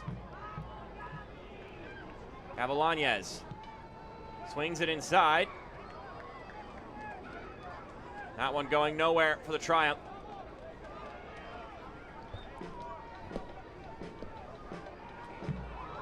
Polak plays this in. Headed away by Rogers. And Ammon will just roll this one down the field to a wide open Valentin Sabella, who tries to catch the keeper off his line, but he's not too far from it. And the whistle sounds off here. A bounce back effort from the Hailstorm. 2 goals, 3 points on the road on a night that couldn't have gone any better for the visitors. And it's that man right there, Trevor Ammon, with a first half brace in 4 minutes that separates the Hailstorm from the Triumph. Just another one of those performances where you don't see him for a lot of the game, and yet he has 2 goals in this one. He shows up when he needs to show up. And we'll talk more about it on the other side of this break. We're going to step aside briefly. We'll see you for post-game thoughts on ESPN+.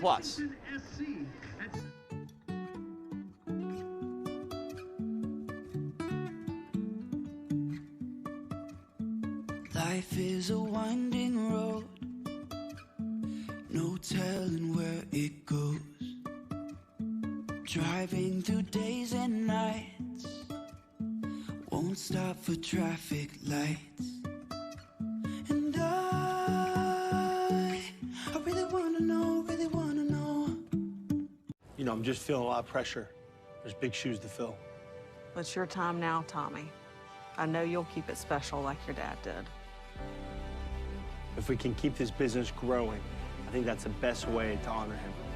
Well, I was there for him, and I'll be there for you. About this new location, He would have loved it, Tommy. Let's find a way.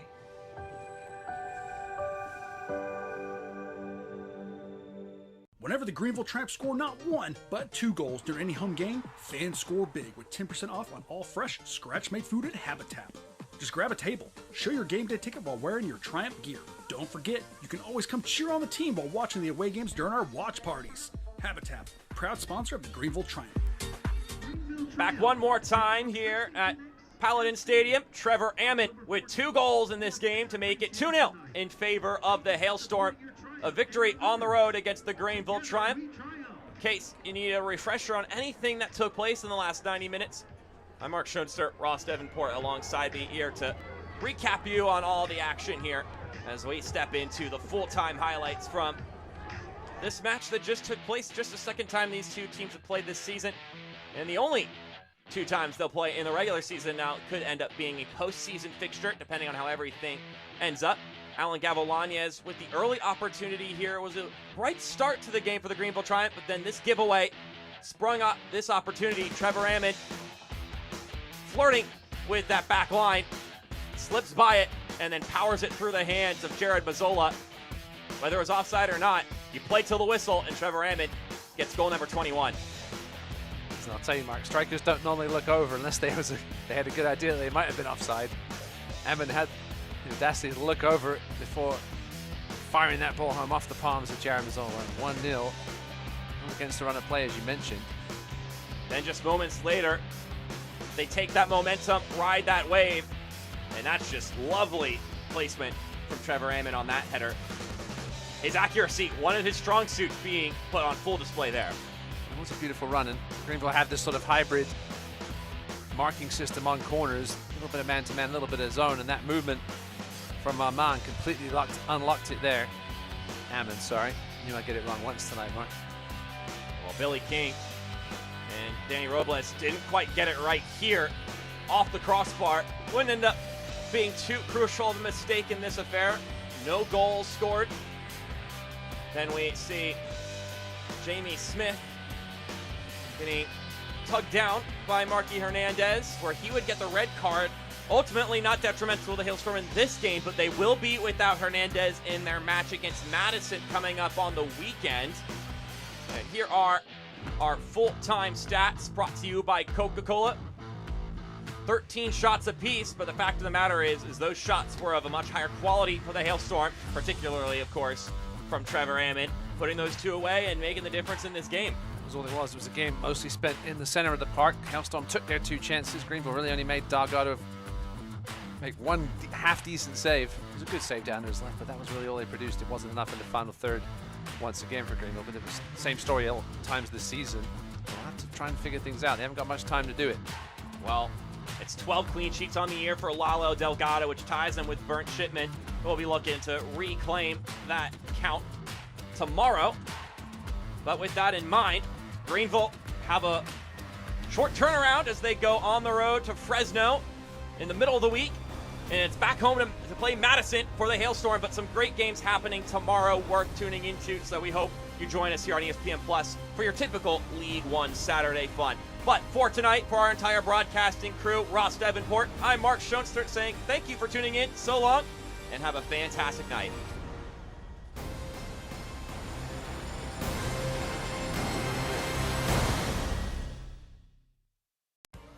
This copyrighted telecast of the United Soccer League League One cannot be retransmitted, rebroadcast, or reproduced without the expressed written consent of the United Soccer League League One.